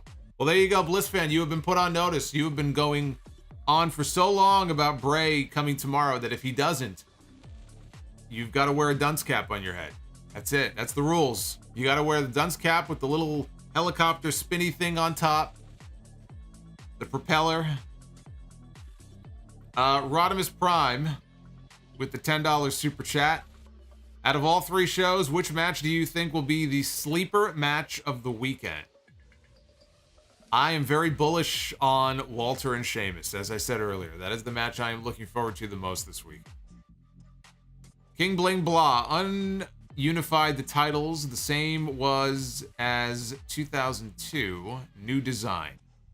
Well, supposedly there are some new belt designs on the way. So we shall see if the WWE or the Universal title gets a facelift. Dev to Dust, $5 super chat. Buy or sell NXT Sami Zayn or NXT Johnny Gargano? Undertaker's WWF title run 97 or WWE title run 2002? Heel HBK 92 to 94 or heel HBK 97 to 98? Boy, that's a very convoluted super chat there. But I am going to... I'm not sure I understand it. So are we grouping them together? So we're grouping the Sami one as one, Undertaker. I mean, in that case, I would go HBK. I'd buy on HBK. And I would sell on the rest. Or actually, I'd buy on HBK, I'd rent on Sami, and I'd sell on the Undertaker. Dr. Dakota Scorpio, gonna bet Liv beat Shayna clean. Watch her. You could be right. Bulu Fatulu, who is back. We are so happy to hear from Bulu. And Bulu, again, my condolences to you on your loss. This is the super chat here that I read earlier. I know he lost both of his parents now, his mother back in July. And I know that's a terrible feeling to go through, but we're here for you. We're happy that you are a part of our community. And again, my condolences to you and thank you. Thank you for the bomb. Drop the bomb in my lap.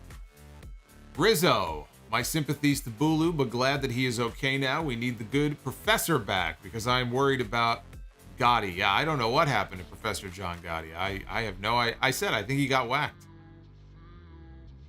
I think he pissed off the wrong people. I think he might have missed a payment that was owed. And I've heard rumors. I can't say for sure. I don't know this for sure, but I've heard rumors that he is potentially buried under the cement somewhere in Queens. I heard they buried him next to Arthur Ashe Stadium. I don't know how true that is, but I hope it's not true. I hope the professor is okay. French fry slut. Boy, talk about people we haven't heard from in a while. French fry slut. Thank you for the $2.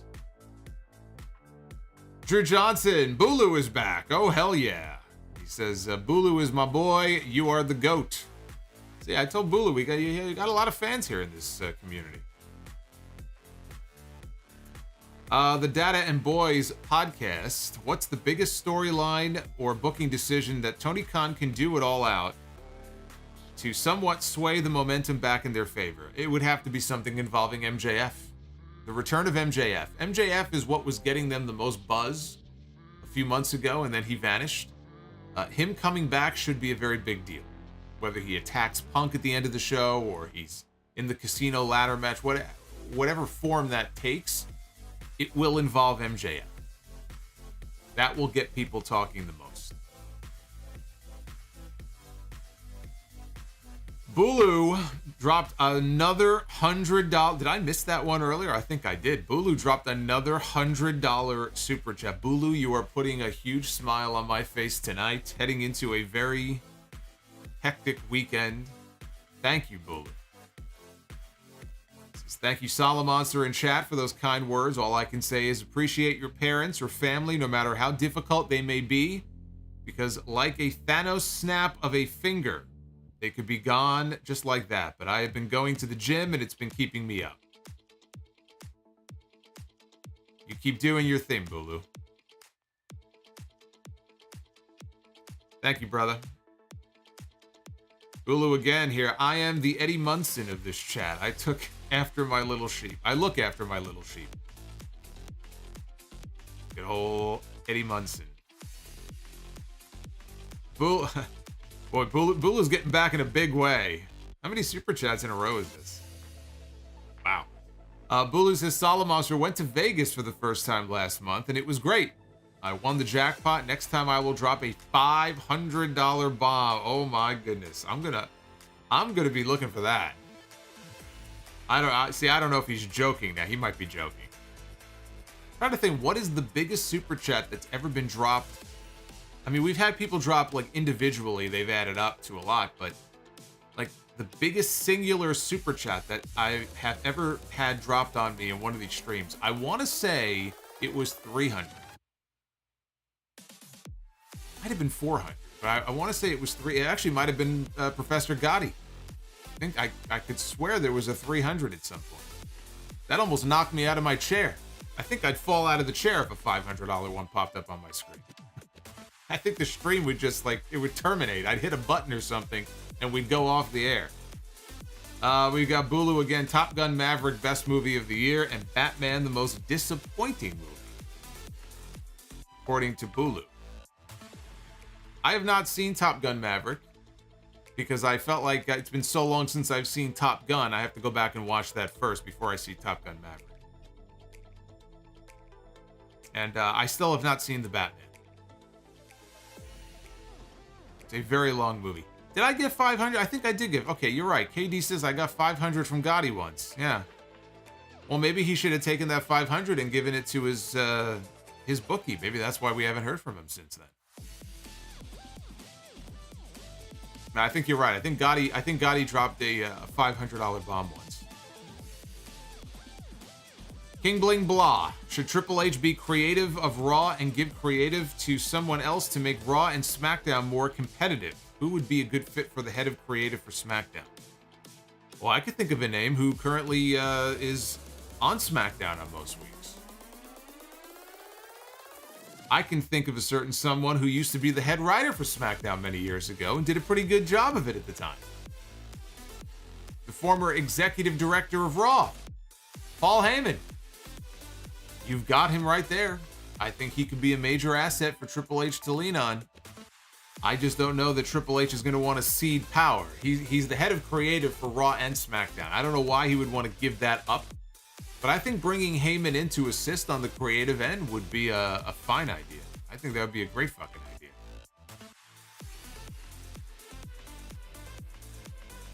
Buffman says the highest super chat one can give is 500. Is that the limit? Okay, that might be a YouTube limit. I mean, that's not usually something we need to worry about, but that's good to know. Bulu Fatulu, $10 super chat. I finally went to Disneyland and got my picture with Donald Duck. It was freaking awesome.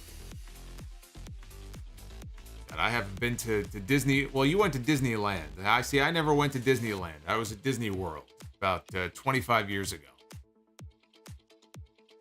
In fact, I was at Disney World when I found out that Brian Pillman passed away.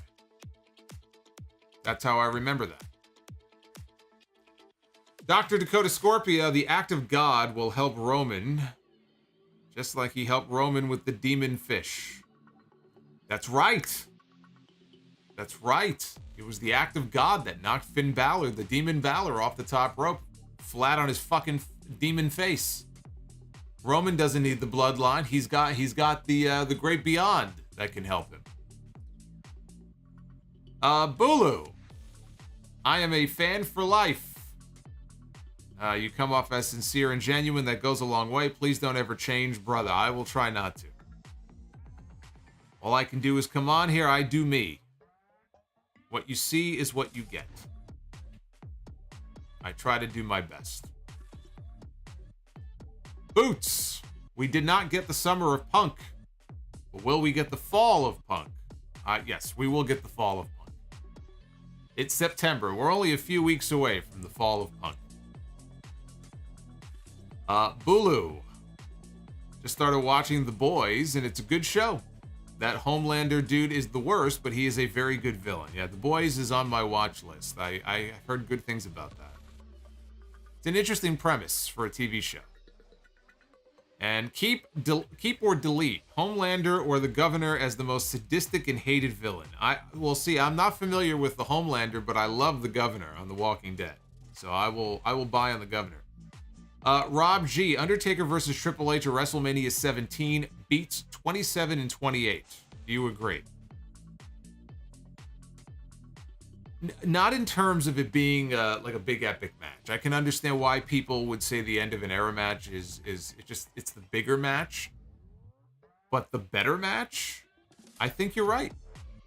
I think you may be right. I really enjoyed that WrestleMania 17 match. I thought the fucking finish I thought was fantastic. So I'm going to agree with Rob G. Marquand, 1976. I have a pinched nerve in my shoulder, but when you landed on Lana on Be the Booker, I laughed so hard even though it hurt. We were doing so well, and then I landed on Lana, and it was like, fuck, it's all downhill from here.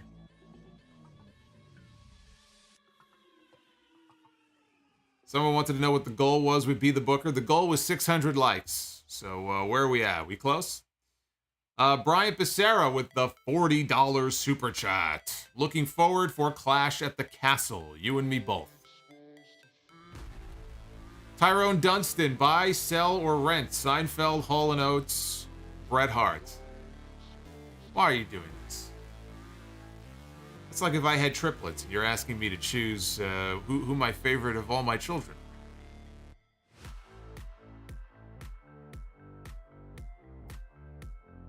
But if I must, I'm going to buy on Brett. I'm going to rent Hall & Oates, and I'm going to sell Seinfeld. Why are you going to sell on me? Bulu, Girls on Film, best Duran Duran song. Nope, A View to a Kill. A View to a Kill is the best Duran Duran song. KD with the $50 super chat. KD. Look at this guy. Trying to compete with Bulu. You always deserve it for what you do. You really are a master of your craft. If I didn't believe that, I would not be a member, but I just wanted to hear a shout out to Serena Williams, one of the greatest champions who lost her last match tonight. See, I wasn't sure if she won or not. So she lost. Well, shout out to Serena Williams, because there aren't very many in the world like her. She is one of the all-time elite athletes. And I was not at Arthur Ashe Stadium, but I could tell you I have some friends who were. And they said the atmosphere there, like the other night, was incredible. And the stadium was packed. And everybody was just wanted to be part of that moment if they thought that it was going to be her last game. And I guess tonight it was. Brock Benningfield. I'm thinking of changing my name to Prawn Michaels and Marty Spaghetti to go with the food-themed names. What do you think? I like Brock Benningfield. You sound like a wrestler. I would keep Brock Benningfield. I think that's a cool name. Hyru. I know Tegan Knox recently said that she's having visa issues, but I wish that she was on the card. I can only imagine the pop that she would get since she is from Wales. Well, if she's having visa issues, I would suggest that she changes to American Express. Bulu Fatulu, the Mob Museum in Vegas is awesome. Learn some things and check it out one day. I have been in Al Capone's jail cell in Philadelphia. You should look it up. It's not really a museum per se, but it kind of is. I forgot exactly what the name of it is. When I was in Philly for Money in the Bank, though, many years ago. God, it's probably 9 years ago now. We went to this like ghost jail or whatever. It's like an abandoned jail, and they had Al Capone's cell was in there. It's pretty interesting.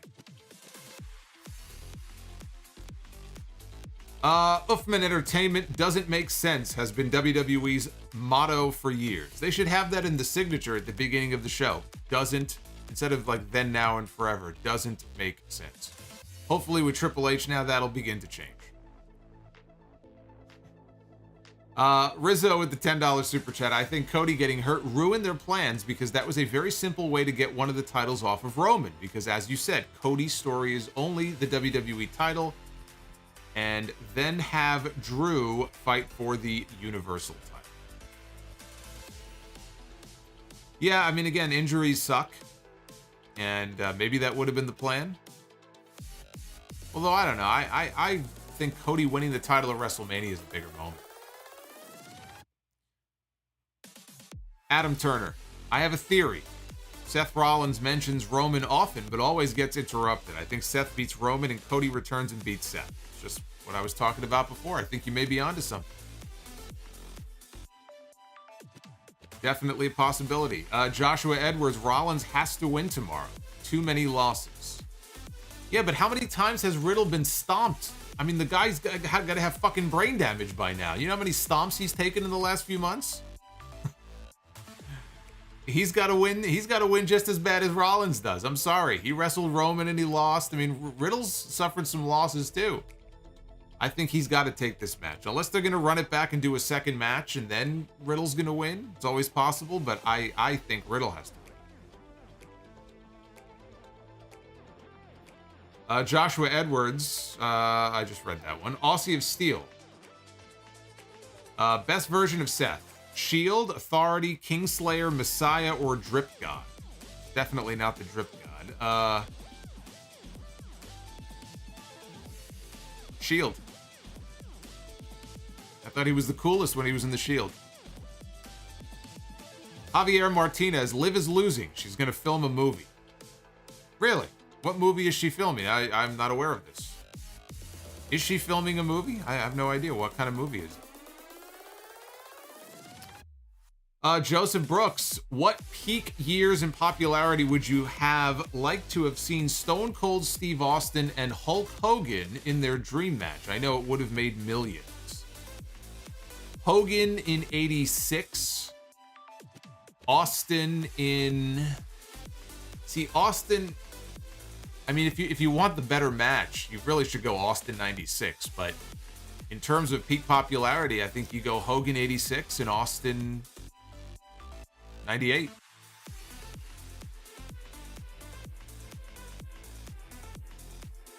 Dr. Dakota Scorpio. If I can stay up for 27 hours without sleep, most likely I can sit through a 5-hour, 15-match all-out show. Also, I still bet 50 that Bray does not show up. I'm going to hold you to that. Remember, this is a one-sided bet.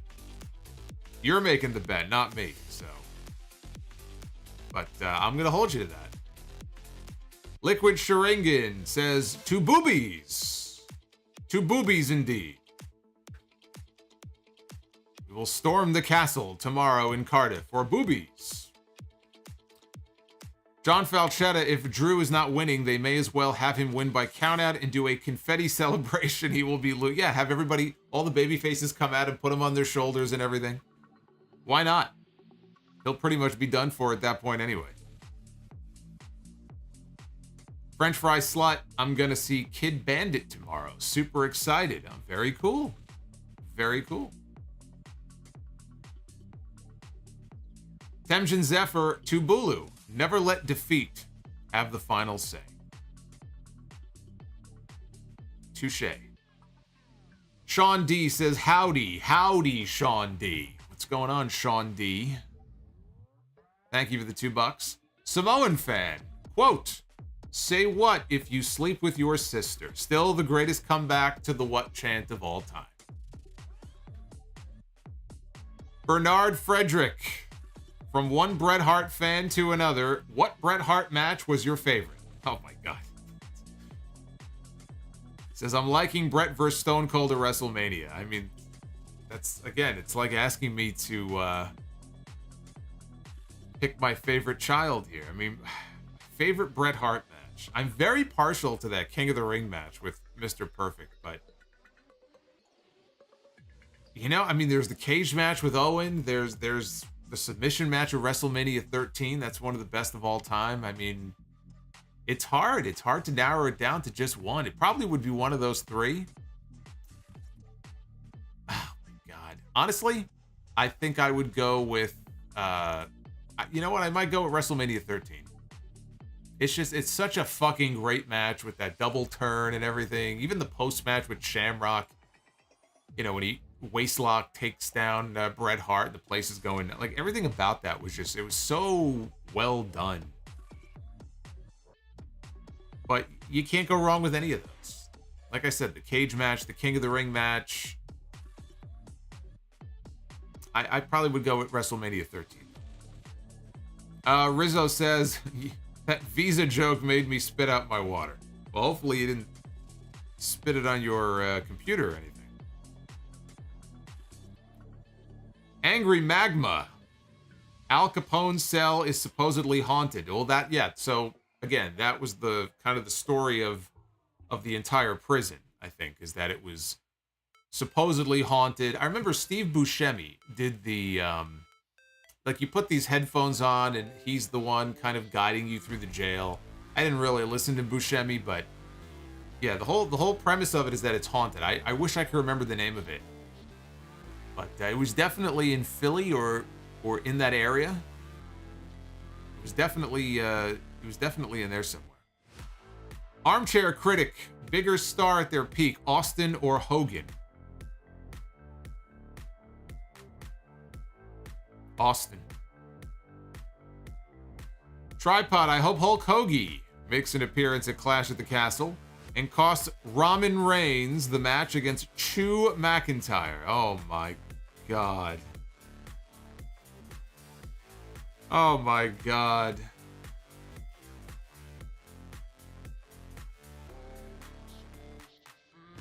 Tripod, I don't even know what to say to that. GCC 305 with the $10 super chat. Hey Solomonster, having a craptacular night at work due to foolishness that's affecting my mental health, but I gotta work. However, your review is helping me tremendously, so thank you so much for this. Well, GCC, I hope your night gets better. And whoever is causing you to have a craptacular night at work, tell them that I told them to fuck off. Thank you, GCC. Darth Panic, $10 super chat. What are your thoughts on Riddle's latest drama with his ex-girlfriend? Is this a case of an angry ex looking for payback, or is there truth to what she's saying? I try not to follow that stuff. I don't know. There's messages going around. That's between the two of them. I mean, I have enough news I'm following this week where I've tried not to pay too much attention to that. But I don't think it's going to have any effect on him at all. Drew McIncock with the $1.99. Oh my God. Food nickname for you. Solomonster. Now, why would you name cheese after me? Are you trying to kill me? Cheese of all things? Solomonster. Hey, TLA in the chat. It's going good. How you doing? How you doing? Uffman Entertainment. Liv is filming a movie called The Kill Room, currently filming now. Well, is it filming now, or is she going to first be filming for it? I mean, it's possible she's filming now and it's not affecting her schedule. That would be important to know. I'll have to find out when we're done here. Drew McIncock. What a fucking name. Dr. Dakota Scorpio, guess you could say I'm going all out on my bet. I'll show myself out. Please do. The door is right over there. Don't come back. That's terrible. Spicy Dried Chicken, I predict Warner Brothers Discovery will cancel AEW Rampage. I predict that you are wrong. Shinakuma, thank you for the 5. Samoan fan, remember when Hogan said, I'm the right gay guy? Yes, he said, I'm the right gay guy at the right time, and he tried again, and he fucked it up again. And I miss those Hogan bloopers from the 2002 return. Nothing is better than him trying to start the Undertaker's motorcycle, though, and then the engine craps out on him, and he has to just run after him. Or Undertaker dragging Hogan along the backstage area from the back of his motorcycle into a bunch of boxes that then collapse on top of him. There were a lot of really great moments from that Hogan run. Oh my God, look at this. JM getting in on the Super Chat party here tonight with the $50 Super Chat bomb. Arrgh. Look at this guy. I thought one of the smarter things that Tony... Wait a minute. It says 2 for 2. Did he drop two $50 Super Chat? I think he did. JM, did you do what I think you did? I sound like a parent now talking to his child who just crapped his pants. Did you do what I think you did? JM just dropped a pair of $50 Super Chats. That is a $100 bomb. He just pulled a Bulu on me. We get Vince McMahon on our screen not once, but twice. The second one came in, though, I think on my screen over here. The second one came in before the first one. I'm going to get to JM in a second, JM. Don't go away. Armchair Critic said, do you think Okada is a better in-ring than HBK? You know, it's two different styles. Okada he doesn't have the high-flying style that Michaels had, but he's had so many, like, he tells great stories in his matches. Like, I know some people aren't into that style, but Okada is just fantastic. It's just hard because it's two totally different styles to say who's better in ring. I don't know. I mean, Okada, I would probably go... Man, it's tough. I might lean Okada because, look, I mean, look at the body of work he's put together, and he's still early 30s. I mean, he's still not done yet. Think of all the great matches that he's still going to have. But then again, Shawn had the first half of his career, and then he came back and he had that great second half. So what a match that would have been with both guys in their prime. Okada and Shawn Michaels, one-on-one.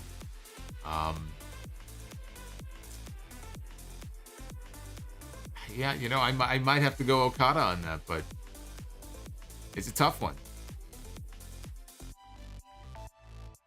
It's a tough one. All right, JM.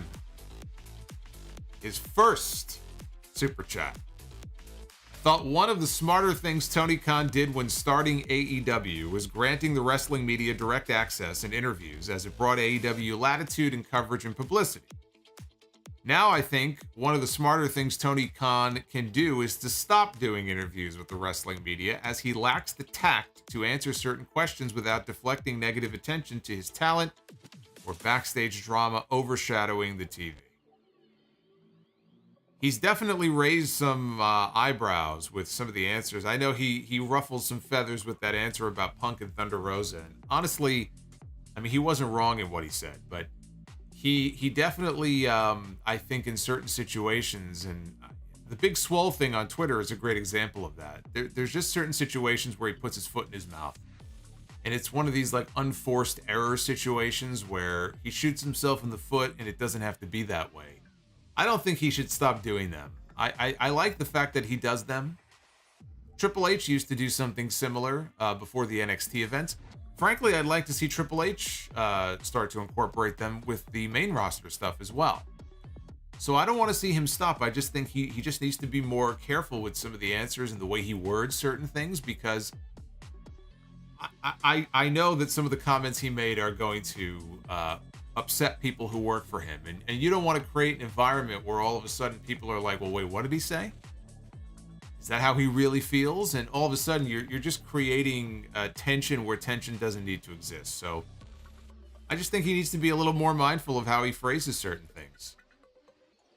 But I don't want to see him stop doing them. I like the fact that he does that, even though, I mean, I listen to some of these questions and I feel like half the time, my God, these questions are so fucking bad. It's like, it's just, you know, it's just not a real media scrum. I know they try to pretend that it is, but it's not. I actually have to give a shout out to Nick Hausman of WrestleZone, because I feel like more often than not, he's the one asking legitimate questions when I tune into these media scrums. He's asked some of the tough questions before where other people will just go, oh, Tony, this was a great show tonight. This was great. This was great. This was great. It's like, all right, well, is there something that wasn't great that you want to ask about? Or is there an unrelated topic maybe you want to ask a question about? And I think, you know, Hausman has done a good job with that before, because most of the time it's just like it's just like a blow me session, basically. Like, put the towels down on the ground, get down on your knees. I mean, that's kind of what it comes off as. Epsilon Sama, what do you think of Brett versus 123 Kid on Raw? Excellent match. One of the better matches in Raw history. He made him... Ask Waltman. Waltman will say the same thing. He made him look like $1 million that night. Armchair Critic, do Undertaker's later years take away from his legacy? Yeah, a little bit. I think it hurt a little bit, but his legacy is I mean, his legacy speaks for itself. I mean, he's still, you know, he's still a legend. His body of work, all the other stuff overshadows that bad stuff from later on. Does it take away a little bit? Yes, it does. I feel like it does. Sometimes people hang on for a little too long, and it's sad to watch. And you know, you don't want to see those guys like that. Tripod. What about Hogan spotting the wall from 5 miles away from the rooftop of a hotel and saying, "That's the wall, brother. Hey, wall." That is one of the great comedic moments of Nitro history. I haven't seen it in so long, but I love the fact that Hogan's in the ring. They're outside, right? This building had to be so fucking far away, and the wall is on top of the building. He looks like a fucking ant. And somehow, Hogan, he doesn't wear glasses. He didn't have contact lenses in. Hogan is able to look up and he can tell who that person is. I don't know how many yards away that building was. He's like, "That's the wall, brother." And if I remember, I think Wall was supposed to put up the chokeslam sign, but like he almost missed his cue or something. So like really quick, he went like he put the hand up like real quick. Like everything about that was just a complete fail, but it was funny. So at least it was entertaining. You can't say that it wasn't entertaining. JM, you said Super Chat Party. Now I have the Young Bucks theme in my head. Super Chat Party. Thank you, JM. And we have reached the end here finally. Spicy Dried Chicken. Push Ricky Starks and this man more titles. Ricky Starks is a star in the making for them. All he's got to do is get the oh, there I am. I blacked out there for a second. All he's got to do is just take the ball and let him run with it. I think Ricky Starks has all the tools to be a big star for Tony Khan. He can talk, he can work, he's got charisma. You know, he's not the biggest guy, but, you know, he's fine. He can more than make up for it. Charisma can take you a long way. Mic skills and charisma can take you a long way.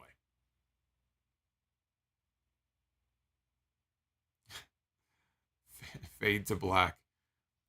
Leonard McCormick. Put the towel on the floor and get on your knees. I'm telling you, that's what some of those media scrums feels like. You're going to get rug burn.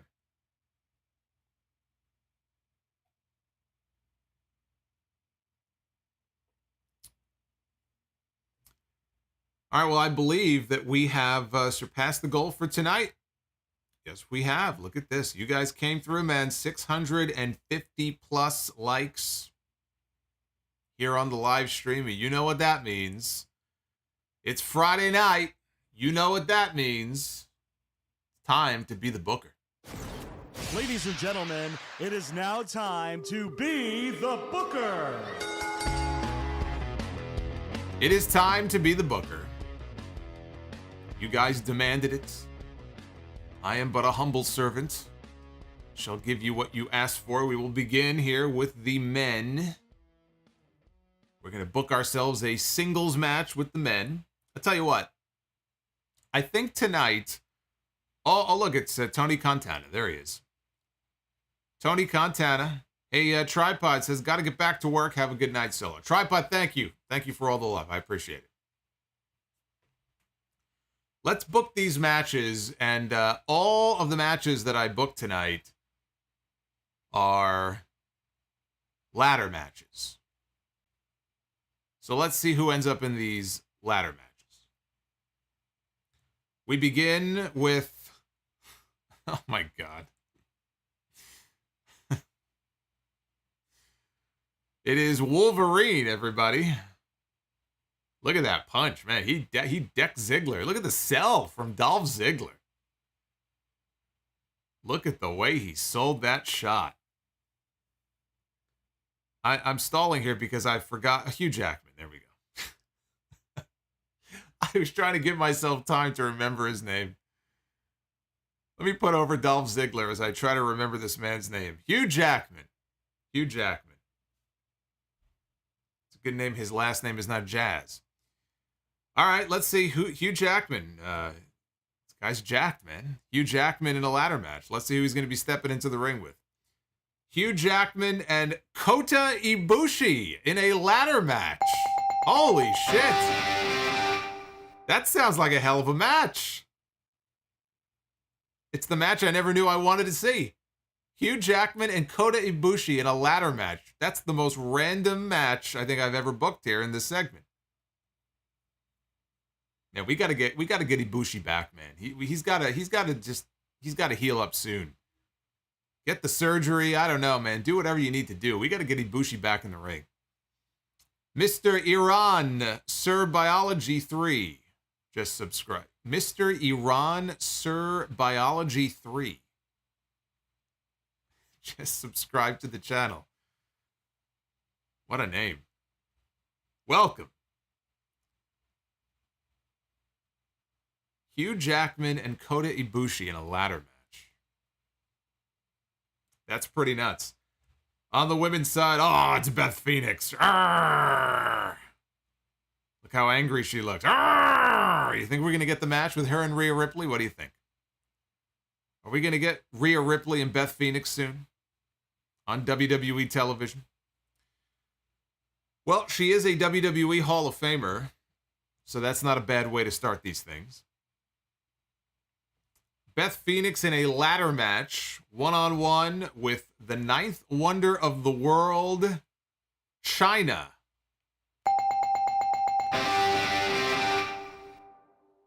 The Glamazon and the Amazon, I guess. Shayna and Beth Phoenix in a ladder match. Hey, you know, some people would consider that to be a dream women's match. Beth Phoenix and Shayna. I'll give that the bell. I'm trying to book attractions here and be the booker. I'm like a promoter. It needs to be an attraction that's going to make me money. I think that's an attraction. Now we book our tag team ladder match.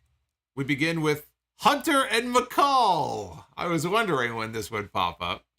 One of my favorite television shows of all time, for those who don't know, is an NBC cop drama called Hunter. It debuted on the air in 1984. It ran a whole number of seasons, too. It ran from 1984 to 1991, I believe. And I love it. I used to watch it as a kid. I still watch it. It pops up on Pluto TV on one of the channels on Pluto. So I love it. Hunter and McCall are one of the greatest TV cop combos of all time.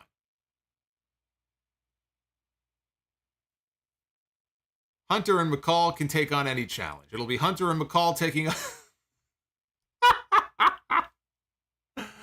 Oh, look at this. Oh my God, it's 80s night here on the stream. Oh my God. Scared the fuck out of me. What is going on here tonight? Oh my God. What is going on here tonight? This is insanity. This is insanity. JM just dropped a $200 super chat in the middle of this epic battle between Hall and Oates and Hunter and McCall. Oh, by the way, I didn't ring the bell. That's the greatest match I've ever booked. I was distracted by JM's $200 super chat. Buzzer. Who said buzzer? KD? What are you, out of your fucking mind? Buzzer? You gonna buzz Hall and Oates? And Hunter and McCall? Clearly you are not a child of the 80s. We just went 3 for 3. JM. You know what? I think this is worthy of the confetti. I was gonna wait until either my birthday stream or the anniversary stream, but let's bring it down now. I mean, my God, and just everybody tonight. You guys have come out in full force, but my God, I mean, Bulu and everybody. But JM, oh my God, $200 super chat. I think JM was just like, you know what? I want to make sure Solomonster's not falling asleep here as he gets later. I'm gonna wake him up. Wow. Hey, you believe this? You believe what's going on here? Can you believe this? Talking to the woman I have chained to the wall here. JM, thank you. I don't know what to say. Thank you. You are amazing. Let's see, we have a whole bunch of other super chats here. I want to make sure I don't miss anybody. I'm stunned by what just happened. I went from booking Hunter and McCall and Hall and Oates, and I was in shock about that. And then boom, all of a sudden I'm being growled at by Beth Phoenix. I'm like, what is going on here? We've got Dr. Dakota Scorpio. Who would you have win the trios title? I say either House of Black or Death Triangle, but I forget that Pac has the traveling title. If it were up to me, I would have booked House of Black to win the entire thing, but they got bounced in the opening round. But yes, if it were me, it would have been House of Black winning the titles.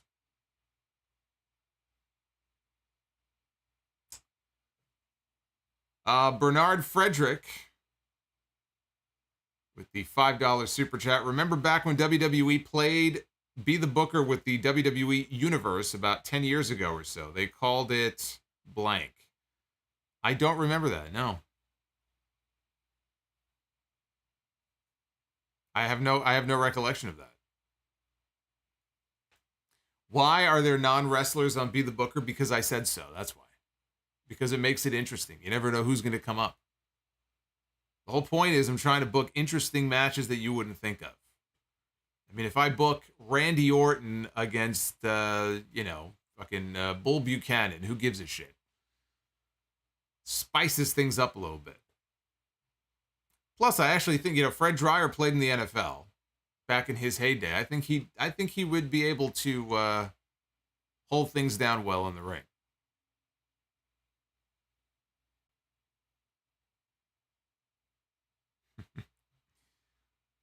We've got, let's see, who else here? We've got Ezekiel Alvis with the $1.99. Thoughts on the Worlds Collide card? It's a strong card. A lot of potential show stealers on there. I'll be watching. I won't be reviewing because there's going to be no time. I got to watch all out. But I'm looking forward to that. I'm looking forward to Ricochet and Carmelo Hayes. And Braun Breaker and Tyler Bate, I think, is also going to be great. Tyler Bate is I don't talk about him a lot, but Tyler Bate is one of the best in the world. Tyler Bate is amazing. So you put him in there with Braun Breaker. You got Carmelo and Ricochet. You've got what's the tag title match? Well, you also got Mako. I guess you got Mako Satomura, and we've got Mandy Rose defending her title, and Blair Davenport. I don't know. There's a lot of potential show stealers on that show tomorrow. It's too much wrestling, though. It's too much. We got 3 hours of the NXT show, and then we're going to have at least 5 hours of the AEW show. It's exactly what I used to complain about with WrestleMania when it was 7.5 hours. It's too much. It's too much. But I'm still looking forward to it. Should be a fun day. Rizzo, sweet Jesus, I was just letting my dog out, so I switched to my phone, and that growl scared the crap out of me. You see, JM, you see what you did? You scared everybody. Dr. Deco, this is Boombox Brock. We always got to bounce for Boombox Brock. TLA as soon as possible. I've got the posts all queued up. I just have to find the time to actually work on it and record it, but there will be another RSPW Rewind soon. And when it does go up, channel members get it first. So if you are a member of the Sound Off channel, one of the paying members on either tier, it doesn't matter which one, you'll get access to it first, probably at least the first 48 to 72 hours. Yeah, you guys will get it first. Dr. Dakota Scorpio. We need a super chat of Solomonster getting scared of his own super chat. It happens more than you would think. Unless we already have one, my Ben. Now, we don't have one yet, but it happens more than you would think. Spicy Dried Chicken epic tag team match on Be the Booker tonight. Epic. Epic. It's the greatest tag team match I've ever booked. Joshua Edwards, Tyler Bate is severely underrated. He's great. That match he had with Walter, which I think was in Cardiff, actually, ironically enough, is one of the greatest matches in, I was going to say NXT history, but honestly, it's in the conversation as far as one of the best matches in WWE history. I'm not saying it is the best. I'm not saying I'd put it at number one, but when you have a conversation about some of the greatest matches in the history of that company, that match should be on the list. The only thing that would have made that match better is to have Bate go over in the end, and you have the underdog pulling out the win.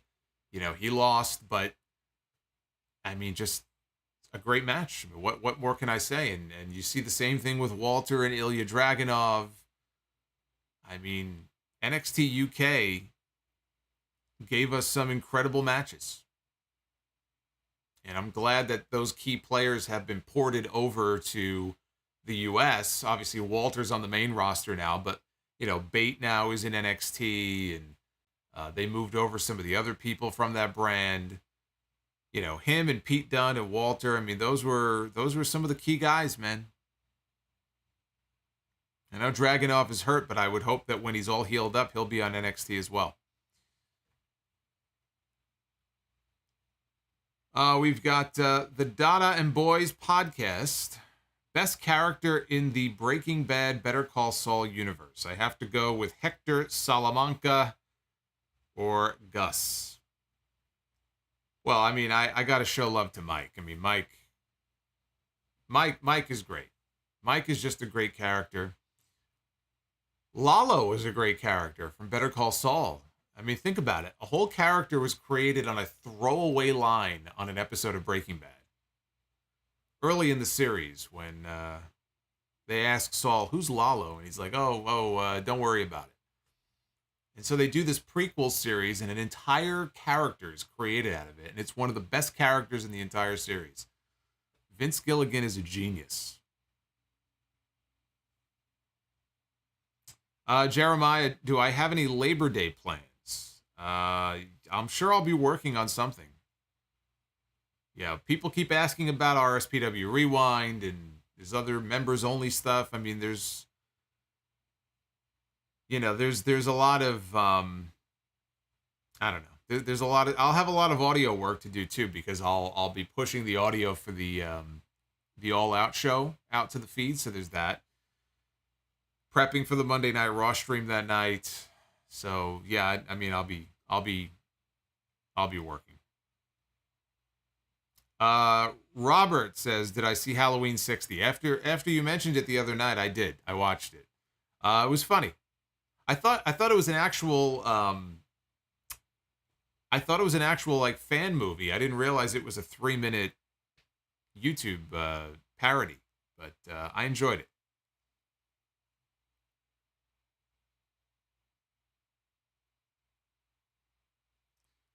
JM doing some more damage here tonight. Is Jon Moxley next to the woman tied to your wall?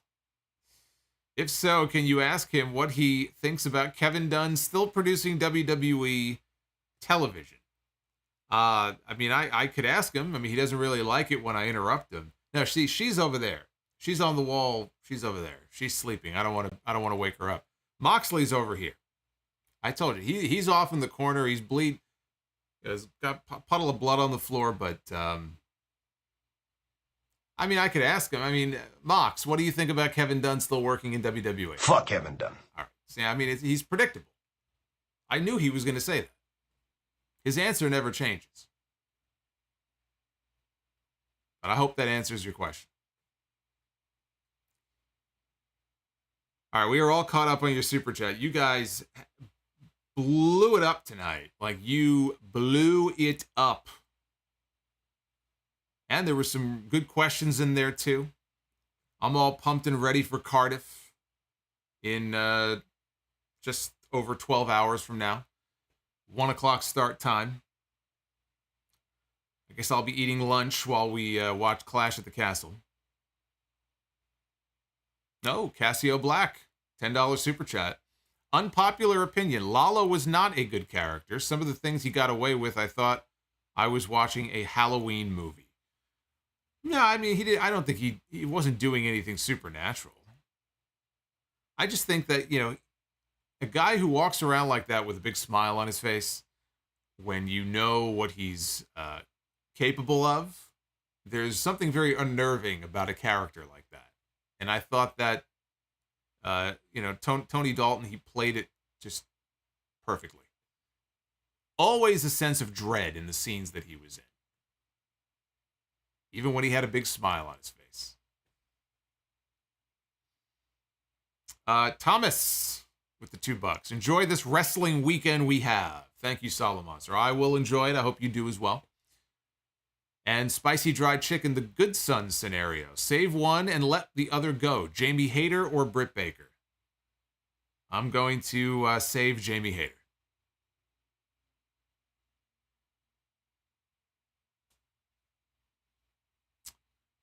Hector Salamanca. His expressions were funny. Well, I mean, he had a stroke, so all he could do is basically ring a bell with his finger and make weird faces because he couldn't speak. He always looked very angry. He was a very angry man. I guess you would be too if you were in the same situation that he was in.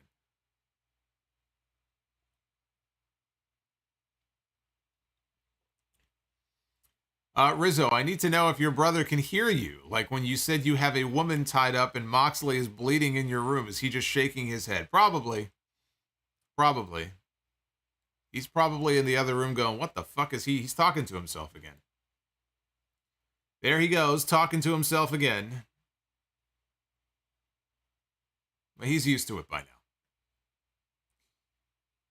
We pay no attention to him.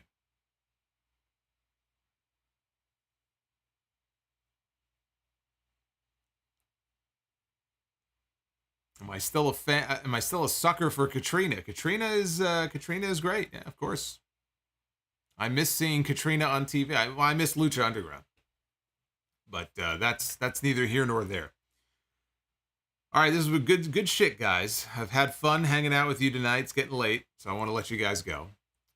But we killed it tonight with the SmackDown review. Again, as far as Rampage going forward, I know tonight was a live episode. Tony Khan talked about the fact that he is going to be really trying to build Rampage back up and putting bigger names on there now that they're getting people back from injuries and stuff. They have a lot of live Rampages scheduled in October. I don't know about this month, but in October, I know they do. So we'll just play it by ear each week. And depending on what the lineup is and depending on if the show is live, we may cover Rampage. But I don't know. I think going forward, SmackDown, it might just be the way to go to do SmackDown, and we'll play it by ear with Rampage. I put it to a vote in the chat the other night on the Dynamite stream, and the majority of you said that just go SmackDown only. That was the sense I was getting from people, that even some of the AEW fans were like, if you do SmackDown only, that's okay. So we'll see.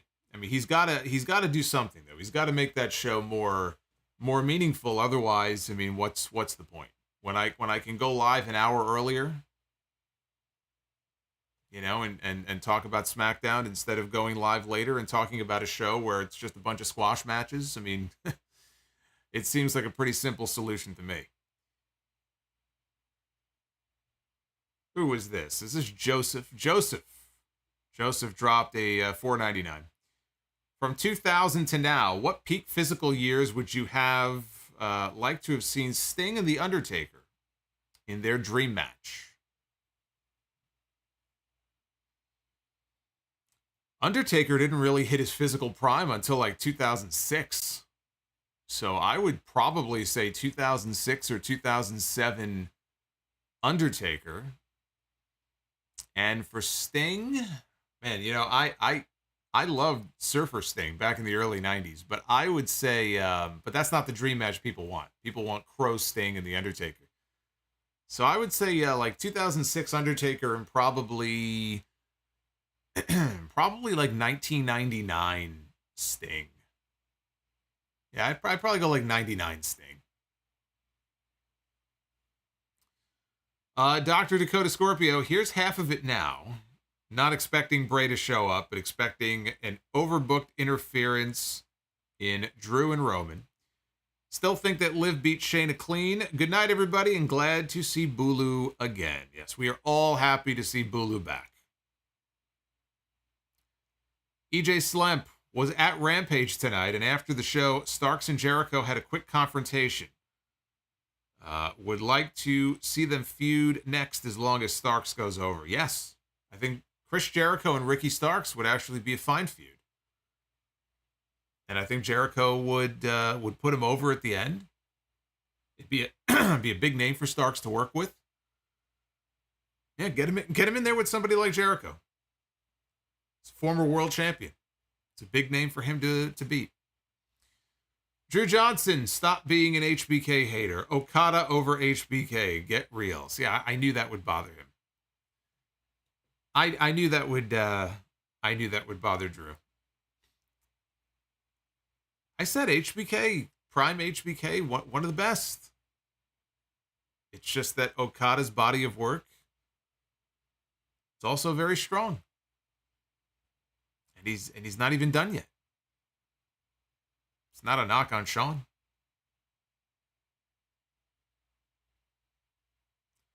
Well, Bliss fan, I hope I see you in the chat tomorrow, and I hope that if Bray does not show up in the main event, that your head does not explode. So I hope to see many of you tomorrow. Be well. Stay safe. Thank you for all of the super chats. I hope you didn't super chat yourself out. You know, we got 2 more streams this weekend. I hope you didn't blow your load too early here because we got a lot more wrestling coming up this weekend. I'm out of here. Hit that like button on the way out. And thank you for all the love. Bulu and everybody else. JM, my God. Everybody. Luis, look at this. Luis in the chat. Oh, my goodness. All right. I love you guys. I'll see you tomorrow for a Clash at the Castle. See you then.